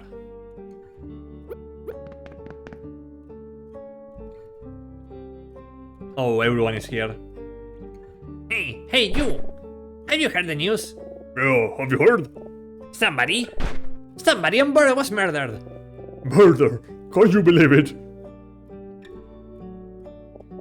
Palmer, I don't think he heard me. No, he must not have. Maybe you should say it louder. Yes, that will do the trick. Oh, alright. No, I heard you the first time. Murder, yeah, that's very interesting. You don't believe us, do you? I mean, to be fair, it's not like we have any evidence. Evidence? Who needs evidence when you have a golfer's intuition? How does that help? Listen, the train didn't come to an emergency stop for no reason. Sure, the attendants have assured us it was no cause for concern, but that only makes me more suspicious. They are clearly trying to cover something up, to avoid bad press. And what could be more damning than murder? Sorry, Dennis. It looks like a pretty big leap to me. Why won't you let me have any fun? Okay, fine. There's no real evidence of murder, I know. But there's definitely something fishy going on here. My intuition never fails. Well, he's not wrong about that. I just wish we could have had more time to figure out what it was. Just our luck. So I guess that the actual news hasn't gone out. That's probably for the best. If people knew what happened, it might cause a panic. Oh, Dennis, we need to finish packing. You're right. Sorry, my good friend, but we must take our leave. I wish you the best, from now until the end of your round. May your lies be flat. And your paths be true. Good luck. Oh my goodness. Mr. Fisher and the bartender are in here, but no sign of Emma. Oh, Oh, hello. It's nice to see you again. How are you feeling? Oh, You're looking for your friend. I'm very sorry, but I haven't seen her. If you haven't already, I would ask the bartender. He seems to have a keen sense for what's going on around the train. Everyone on board seems very restless. People are spreading quite sensational rumors. And the detective did seem somewhat uneasy last I saw him. I wonder if something happened. I must apologize for my part in everything that transpired these past few days. it's okay, Mr. Fisher. You helped us lead us to the truth. And we can't thank you enough for that. That's very kind of you to say. When the detective told me he was going to let me stay in London, I couldn't hold back my tears. To think, even after everything that has transpired, he would be kind enough to let me go. Well, it was overwhelming to say the least. But after my excitement settled down, I began to think, and I realized something very important. I have been quite selfish, truly, and as much as I want to see my daughter and her family, I believe I still have work to do. I will be returning to Vendreka with the detective, and when I do, I will confess to all that I have done and to all that I know. Mr. Fisher, are you sure? If you admit the truth, you might be... I know there will be consequences for my actions, but they are a small price to pay for helping justice be done, and for a clean conscience. It is only after I make up for my part in this ordeal that I can face my daughter. I believe... No, I know I will see her again. And when I do, it will be as a man worthy of being her father. You know, I think you already are a worthy father, Mr. Fisher. Thank you.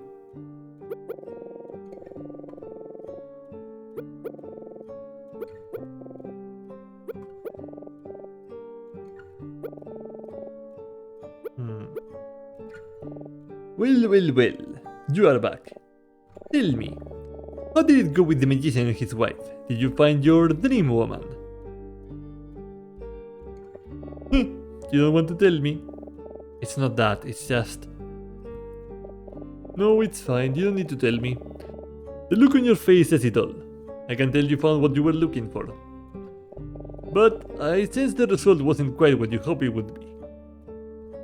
Yeah, something like that. Well, such is life. No, I have not seen her. The train is awash in gossip. It would appear something dramatic took place after we stopped. That said, most of the passengers have little idea what actually transpired, myself included. Not even my strongest blend could weaken the detective's constitutions enough to make him tell me. Wow, you just went and drugged the detective, huh? Relax, it was a joke. Nevertheless, I have heard some interesting rumors. If you're curious, I'd be happy to divulge. No games this time? No games? I think we both had enough fun for one ride, yes? I'm not entirely sure how this rumor started, but many passengers seem to believe a murder took place while we were stopped. Granted, nobody I've talked to has seen any evidence of this, and I'm sure the truth isn't quite that dramatic. But that hasn't stopped some of our more questionable passengers from pretending to be Hercule Poirot. It's very irritating. He's probably talking about Dennis and Palmer. It's clear that the detective is hiding something from us, but, well, it's none of my business. Very soon we will arrive in London, and this journey will be behind us. I would suggest that everyone move on from whatever took place here and prepare to return to their dull and sensational lives.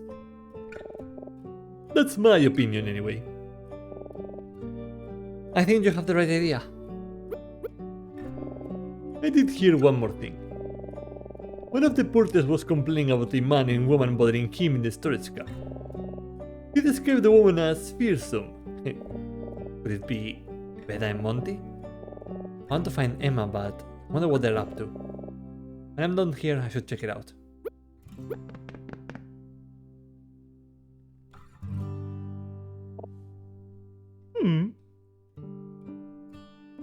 Oh, it's you. I wonder if I might see you before we arrived. Where's your friend? I'm not sure. I'm looking for her. Oh, I see. Yes, Monty, I know. I'm getting to it. Well, when you see her, please tell her that I apologize. And I apologize to you as well. I know I treated you both dreadfully. In my mind, I was only doing everything I could to protect my husband. I involved myself in this scheme for his benefit, but it's only now that I can see what a wicked person I had become. So, yes, I'm sorry. How was that, Monty? Aww. Thanks. I appreciate it. You know, I'm really not so bad when you get to know me. Sure, Beda. I'm sorry, no, we haven't seen her. Yes, we know what happened to your professor. Monty and I spoke with the detective. When he told us what happened, I knew the jig was up. I didn't know I was involving myself with murderers. If I had known, No, I should be honest. I knew they were up to no good. I chose to look the other way. I have done anything for Monty, if that meant involving ourselves with dangerous criminals. You understand, don't you? It's love. Well, maybe someday you'll understand. Maybe even someday soon if you play your cards right. That said, for you to discourage your professor like that and to find out about his crimes in that way, it's all quite awful. And I am sincerely sorry you have to have played any part in it. It's okay, Beda. Emma and I will be okay. I hope so. So, if you spoke to Detective Daltrey, then what's going to happen to you two? Oh, I don't know. The detective didn't arrest us, but I'm sure that's just because he has his hands full at the moment. I don't expect he'll let us off the hook, and I don't intend to be a nuisance for him. Sure, part of me thinks the two of us should just make a break for it once we get to London, but that's the old Beda. No more little plans and schemes. From now on, I'm all about doing the right thing. Whatever makes you happy, darling. Wow. I'm actually kind of touched. I guess we'll see what happens.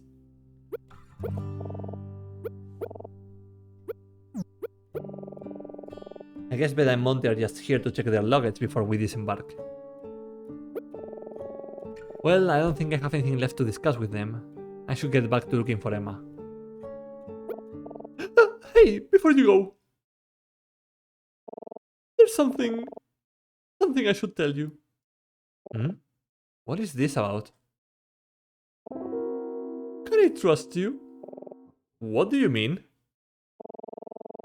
What I'm about to tell you requires the utmost discretion. You can't tell anyone. Not even the detective.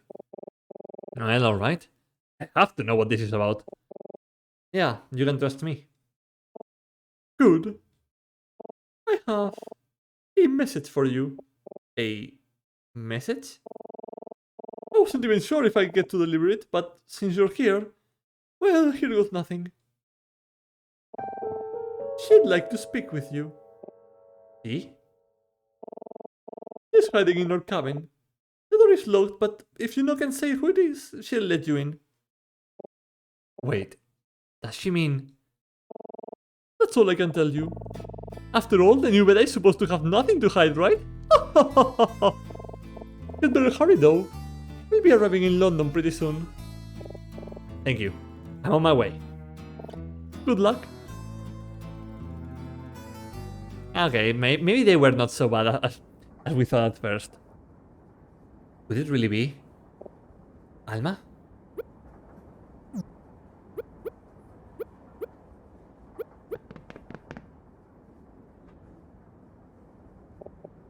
Oh, hey!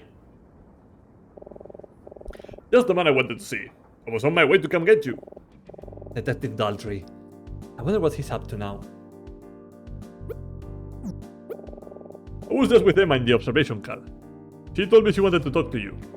Oh, that's funny. I've been looking for her. That's just about the only place I haven't checked. Yeah, I'll call up to you then. We'll be arriving soon, so you shouldn't keep her waiting too long. How is she doing? She's okay. But I can tell she has a lot on her mind. I know she's been through a lot and she has every right to be upset, but even so...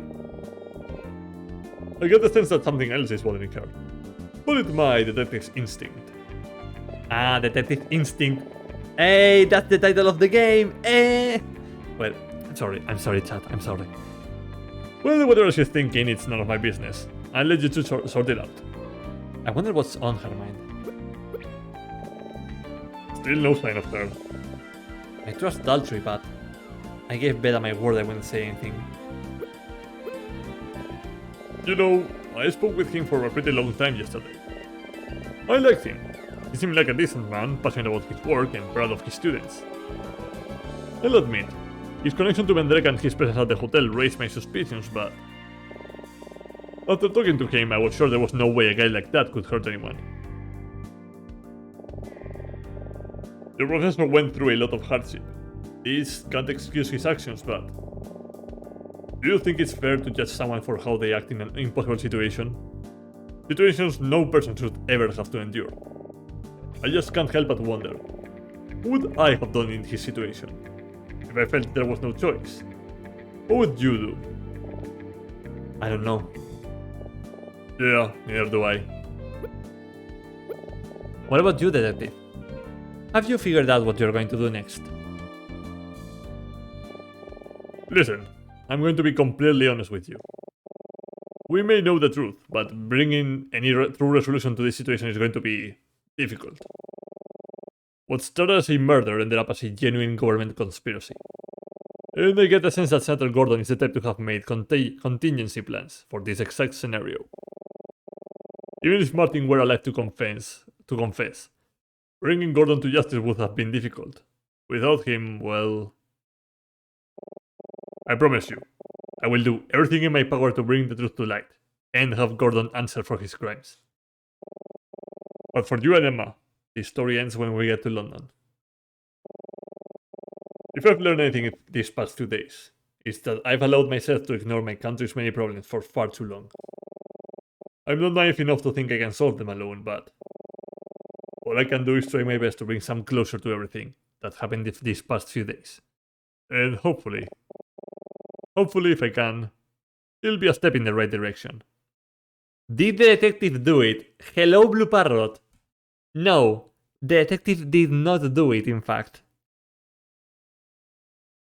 ¿Te hago resumen rápido? La verdad es que si estás aquí te vas a enterar. Vale, el resumen es que el asesino era el profesor Martin. Son Puffy. Y Puffy. Son Puffy. Son Puffy. Son Puffy.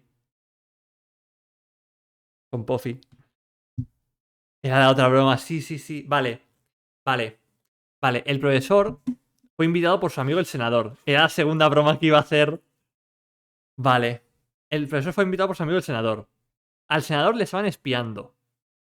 Ellos dos, de jóvenes, en la revolución, tenían un tercer amigo que resultó ser un traidor. Y le mataron. ¿Qué pasa? Alguien se había el abogado, el Maxwell, se había enterado de eso. Entonces, el senador, Gordon, le pidió al profesor Martin que sobornara a Otto Keller para que matara a Maxwell. Ocurrió el asesinato. Pero luego, cuando iban a mandar a Otto Keller y a su esposa, Alma Keller, que es la mujer que estamos buscando, fuera del país, Otto Keller dijo que se iba a entregar a las autoridades, pero que salvaran a su esposa.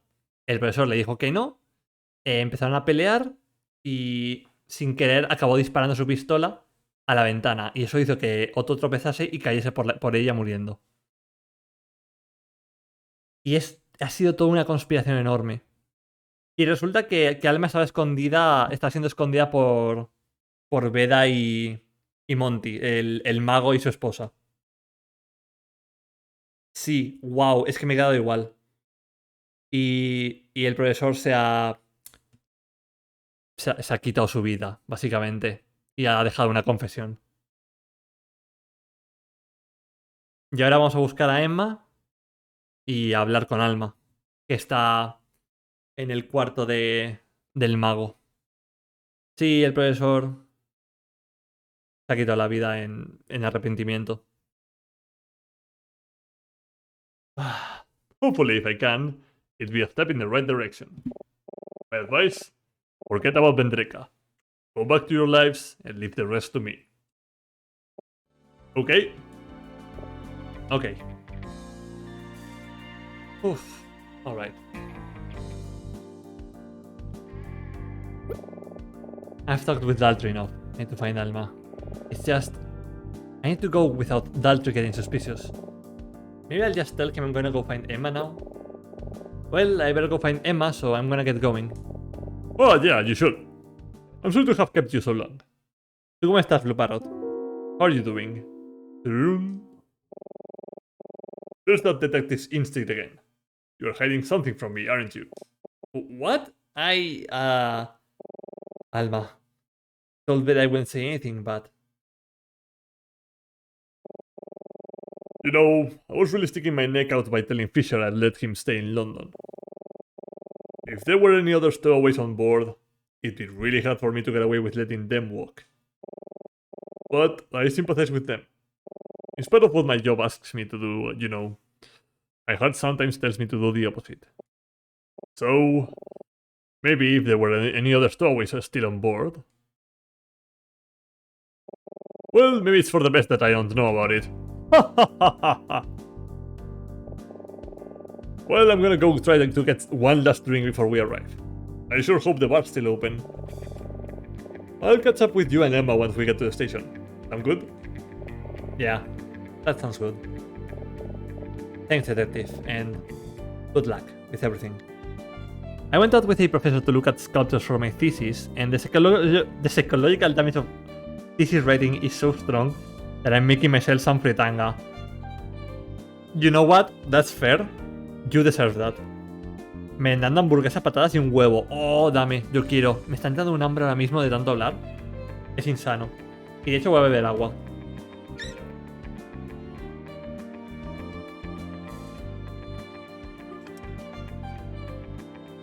Dios mío. Por cierto, cuando acabes tu TFG, quiero leerlo. When you finish your thesis, I want to read for myself, Blue Parrot. Mark my words. Don't sweat it. Alright. So, Emma's waiting for me in the observation car.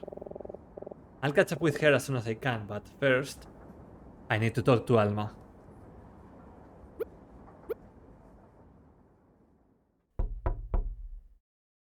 La tuya no la habría entendido.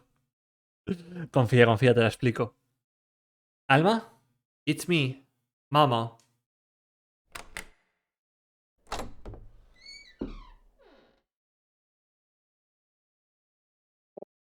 Alma. She's okay. Hello, Mama. It's good to see you again. Yeah, same to you. Alma, what happened? And why are you hiding out here in Beda's cabin? I owe you an explanation, but if you don't mind, I would like to explain it to both you and Emma if I could. Do you know where she is? Yeah, she's in the observation car. I was just about to go and see her. Do you want to come with me? I don't think I should leave this place with that detective still snooping around. I understand. I don't want you to do anything you're uncomfortable with, but you don't have to worry about Detective Daltry. He's alright. Trust me. It's okay though. I'll go get her. Wait. Hold on. I'll come with you. Are you sure? Yes, I trust you.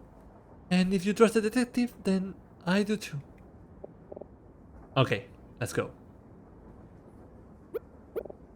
She seems okay, but what happened to her after the lights went out? She probably ran out of the room and closed the doors on us because she was either scared or didn't know what to do.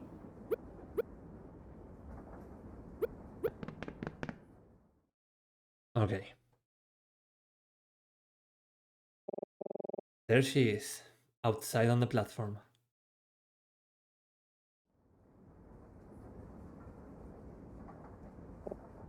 Emma? Hi, Mama. How are you doing? I'm alright. I just keep going over everything that happened in my head. I don't know what to think or what to feel. It still just doesn't seem real. Does does that make sense? Yeah, I know exactly what you mean. Hey, Emma, I brought someone with me. She wants to talk to us.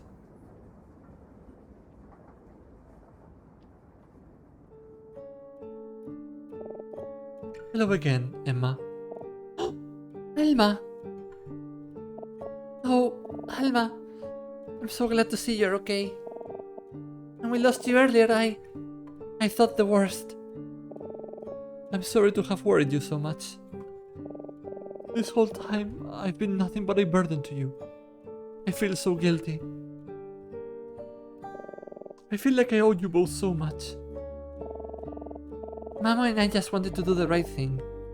We wanted to help someone in need, and we wanted to find the truth. You don't owe us anything, Alma.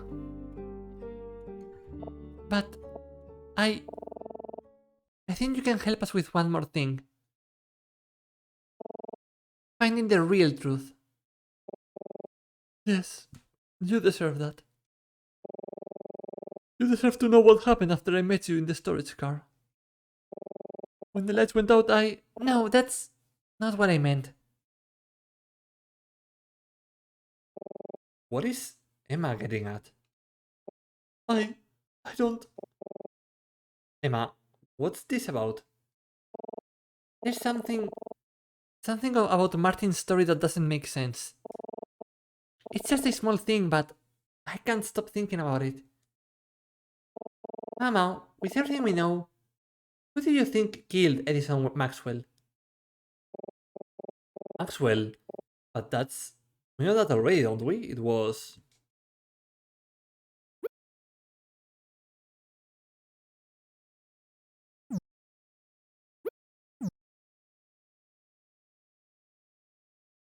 Yeah, it was Otto. It's not going to be Otto, is it? It's going to be Alma.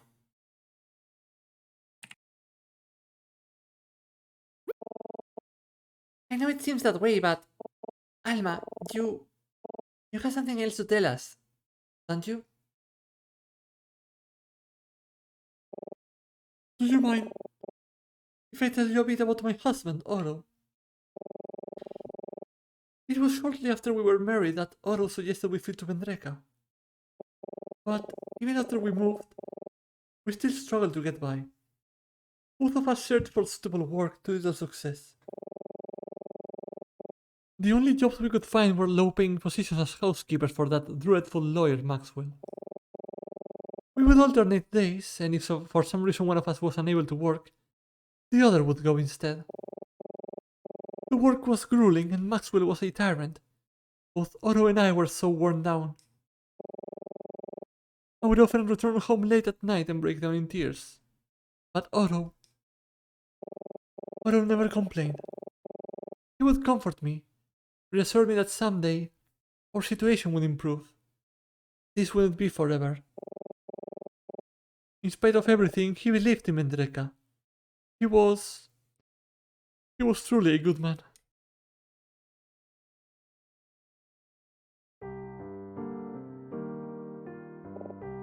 One night, Otto returned home looking pale. I asked him what was wrong and he told me. That was the night your professor first met with him and instructed him to kill Maxwell. He confessed to me what he had been told. He was beside himself. He didn't know what to do. He thought we should go to the police, but I fear that they would be unsympathetic. And I fear the consequences for us if your professor found out. When the night came that Otto was to kill Maxwell, he was supposed to go to work as normal, but Otto couldn't even get out of bed. He was sick to his stomach. He had decided not to do it. He could never kill a man. He was too good for that. As always, he assured me that everything would be alright. But we both knew this time was different. I was so frightened. And then, Otto, too sick to go to work, asked me. He asked me if I would go for him, as I had done many times before. I went to Maxwell's that night. I don't believe he heard me come in the door because his attention was elsewhere. As I walked in, I overheard the end of a conversation he was having on the phone. It sounded like he was bragging to one of his colleagues. He boasted about how he was blackmailing a Gambrican immigrant he had working for him. He laughed as he told his friend how he threatened to have the man deported if he didn't obey. He was exploiting another struggling Gambrican in the same way your professor was exploiting my husband.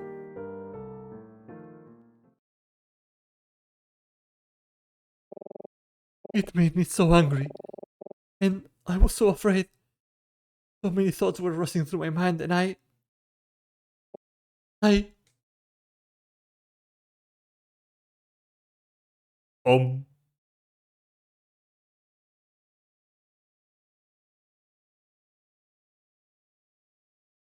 Mama, a girl behind you.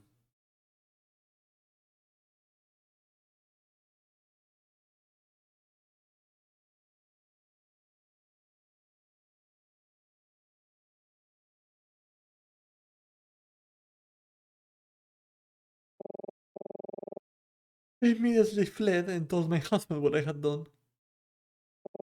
He just looked at me. He looked at me in a way he had never looked at me before. He got up and dressed immediately. He told me he was going to meet with your professor as originally planned. As if he had completed the job. Wow, this game is good. It took the immigration theme seriously. Yeah, exactly. Oh. There we go. He left. And that was the last time I ever saw him.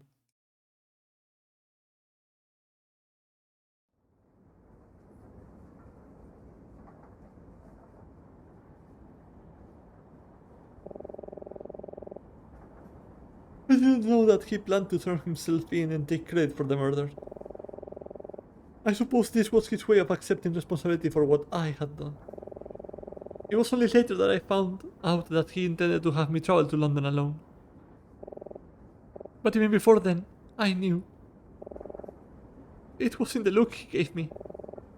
The moment I saw his face, I knew that he didn't love me anymore. And how could he? How could a decent man like Otto love a murderer? I wasn't good enough for him. I let him down, and he let me go.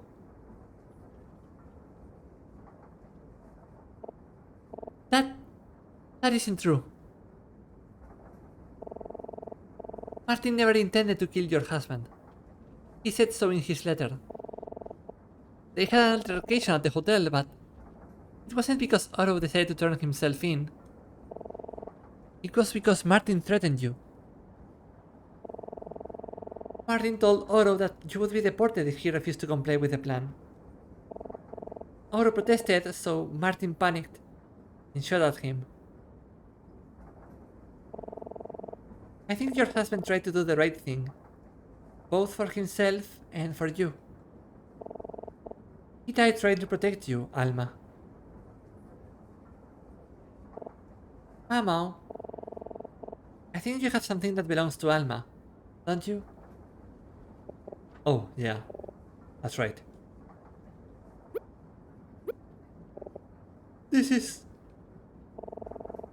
We found this in Beda in Monty's cabin. It's your wedding ring, isn't it? I took this off after they found me. After I talked to you. I left it in their cabin because I didn't think I should wear it anymore. It's because of this ring that we found you, Alma. We knew it was yours because of the engraving. To my beloved, Alma Keller. Your husband loved you, Alma, until the very end. Oh, Otto!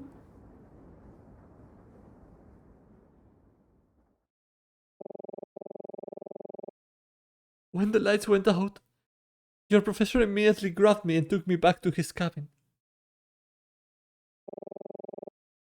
He spoke with me in some detail about his life, about who he actually was and who he was to you two. Then, he handed me his gun. He had the scene set to look like a suicide. All I had to do was place the gun in his hand when I was finished. He instructed me to wait for the train to start moving, and to shoot when the whistle blew. Then, I was to go to the magician's cabin and hide with them until the train finally arrived in London. I suppose this was how he felt he could make amends for Otto's death, allowing me to take revenge. I took the gun. I stood there, waiting for the train to move. Neither of us said a word. We just stared into each other's eyes for what felt like an eternity. He wasn't afraid. He had made up his mind. It was pitiful. So I waited, and I waited, until...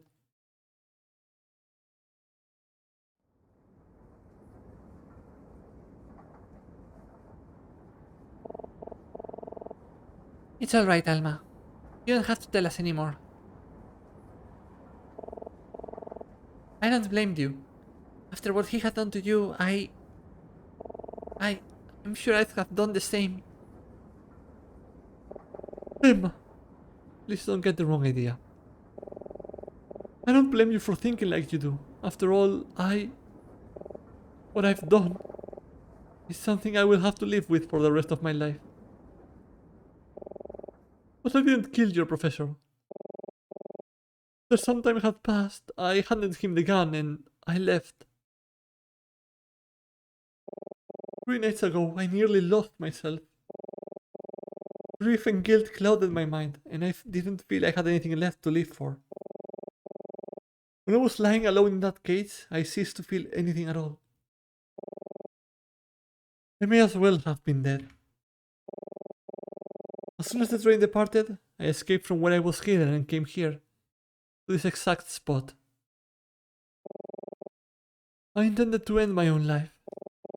I waited here, trying to work up the courage to do the only thing I thought was left for me. When suddenly you appeared and brought me back down to earth. You helped bring my humanity back to me.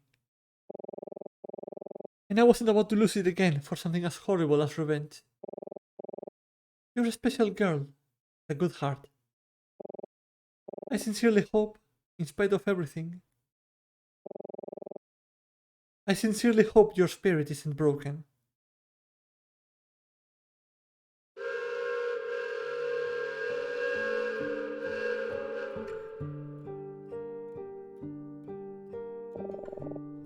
We should arrive in just a few minutes.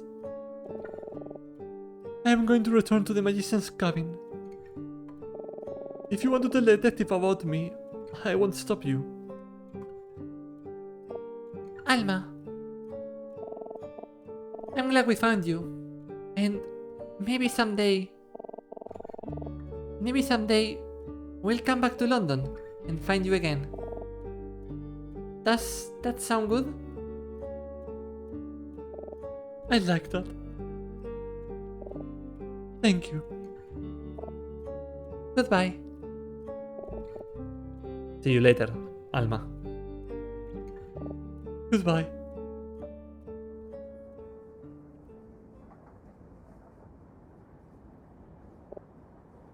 Emma? Yeah? How did you know? How did you know that Alma killed Maxwell? There was an inconsistency between Martin's description of Maxwell's death and Daltrey's. Think about it, Mama. Do you remember? What was the inconsistency? Let me think. The nature of the crime scene. You think it had something to do with the crime scene, huh? Well, okay. What was it about the crime scene? Where was the discrepancy? Hehe, that's right. I see you were really paying attention. According to Daltrey, the scene of the crime was very clean. There was no sign of a struggle or any indication of a robbery. But Martin specifically said the plan involved making the crime scene look like a robbery. Oro could have made a mistake, but under the circumstances, I couldn't shake the feeling there was another explanation. That's when I realized the murder might have been committed by someone who knew only part of the plan. The part that involved killing Maxwell. That left only one person. Very perceptive as always. Mamo, do you think that we did the right thing? What do you mean? I keep thinking about what would have happened had we not gotten involved in all of this. Right now, we'd just be thinking about how nice of a trip this was, and Martin would still be here. It's not that I wish we had learned the truth, it's just maybe there could have been a better way. If I had done things differently, or if I just wasn't so obsessed with finding Alma. It's just, how could I not be? How could I just forget about her? I was all alone. Nobody else looking for her. Nobody else seemed to care about her at all. I couldn't do nothing. If nobody else was going to fight for her, then it had to be me. At least, that's what I thought. Now I'm not so sure. Could I have just minded my own business and left it alone? I'm sorry, I don't even know what I'm saying.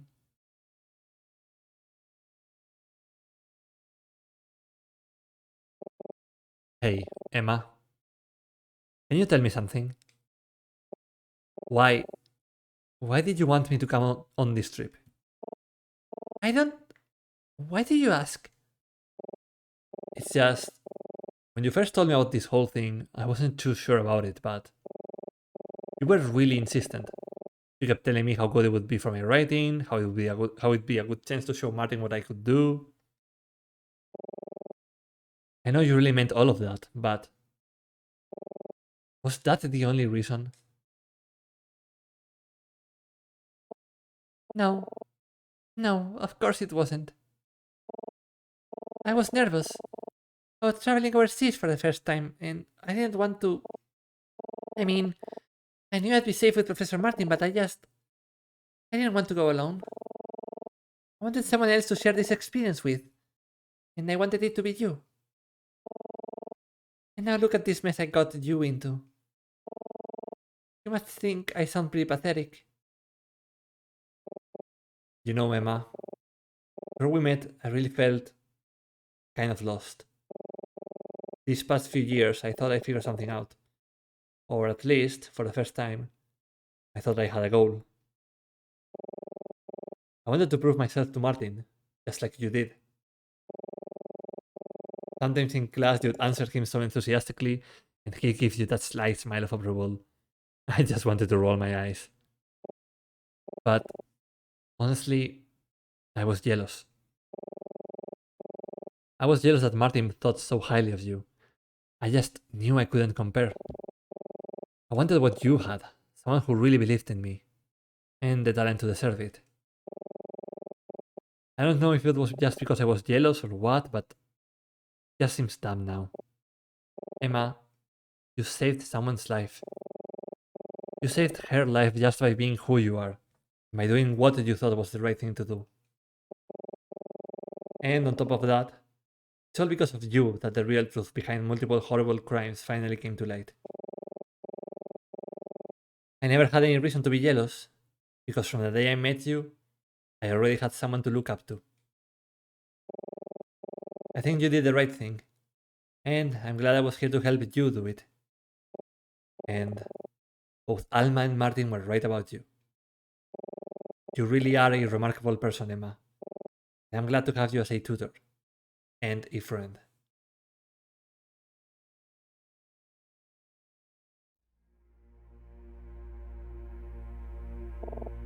Thank you, Mama. And, Mama, don't think that just because of all of this you can skip writing that term paper. Marty isn't here anymore, so it's my responsibility to make sure we finish this study program. And I won't take no for an answer. I want this to be the best essay you've ever written, okay?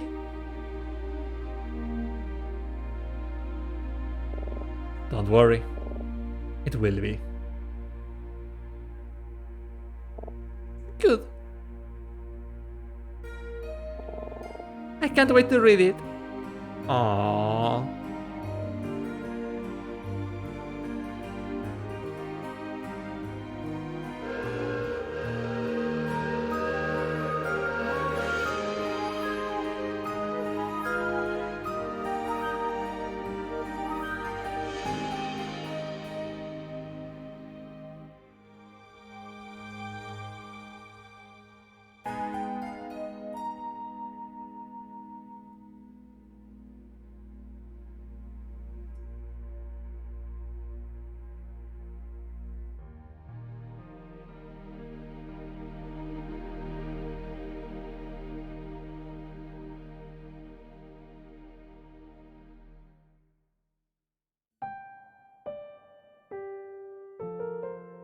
And that's the game, everyone.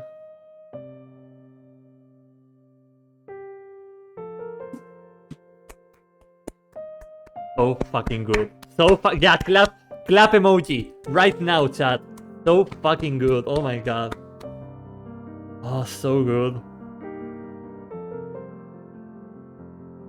I give this game a Chucky Milk out of 10. Oh, qué bueno, la Virgen Santísima. Get up, everyone. Clap emoji. Go, go, go.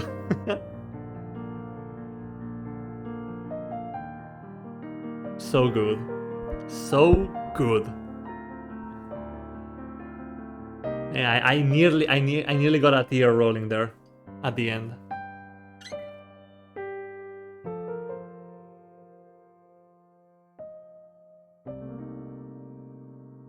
The end.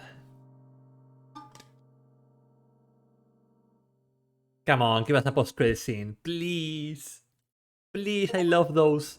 No. There's no post-credits, really? What a trip indeed.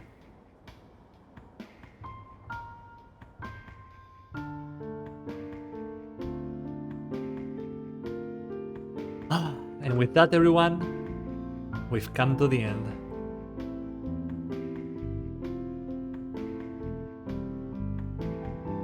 I want to try something out first. Hold up. I want to try something out first. Let me give me just 1 second. Good game, good game. Okay, I would like to skip text faster, but there's like no option for that. Yeah, Emma. I want to see if guessing Alma's if guessing that Alma is the killer correctly does something to the text or something else. So give me last like 1 second. Oh my god, what a good game! What a good game! The way everything ties up together at the end, and there's still like some things that are missing, and that you still need to figure it out. You know, it's like that's so good. Not only that, it has like a really solid cast of characters. Who killed the lawyer, Mama? You, Emma! You did it! Imagine. Can you imagine? Yeah, there we go. Finding the real truth. Yeah. Because at this point, I was thinking, did Alma kill Maxwell? But to go with the narrative, I said Oro, because Mama clearly didn't know just yet.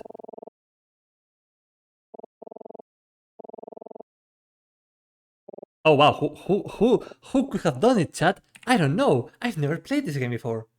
Alma. There we go. Alma, you have something else to tell us, don't you? Ah, okay, so nothing changes. Nothing changes, really? Oh, come on. I was hoping that there would be like something else.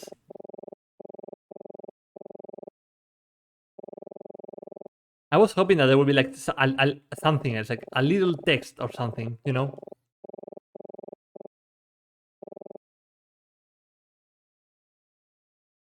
Ah, well.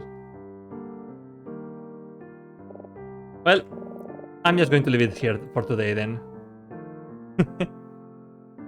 Sorry for that detour, everyone. Well, let's leave it off here with this little piano scene. It sounds very melancholic, and I think it's appropriate. Thank you for being here, everyone. I don't know when I'm going to return to streaming because I don't know which game to play next. I will probably start with Ace Attorney next because I have the Ace Attorney Investigations game sitting there, just looking at me in the face every time I open Steam. So I will probably continue that with that next time, but I don't know when I'm going to be starting. So amazing way to have my merienda. So true, so true. But yeah, when we return, it will be whatever you want, Tark. I know. But yeah, next time we'll probably start Ace Attorney Investigations.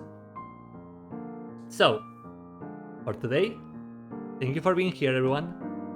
And I will see you all next time. Bye bye!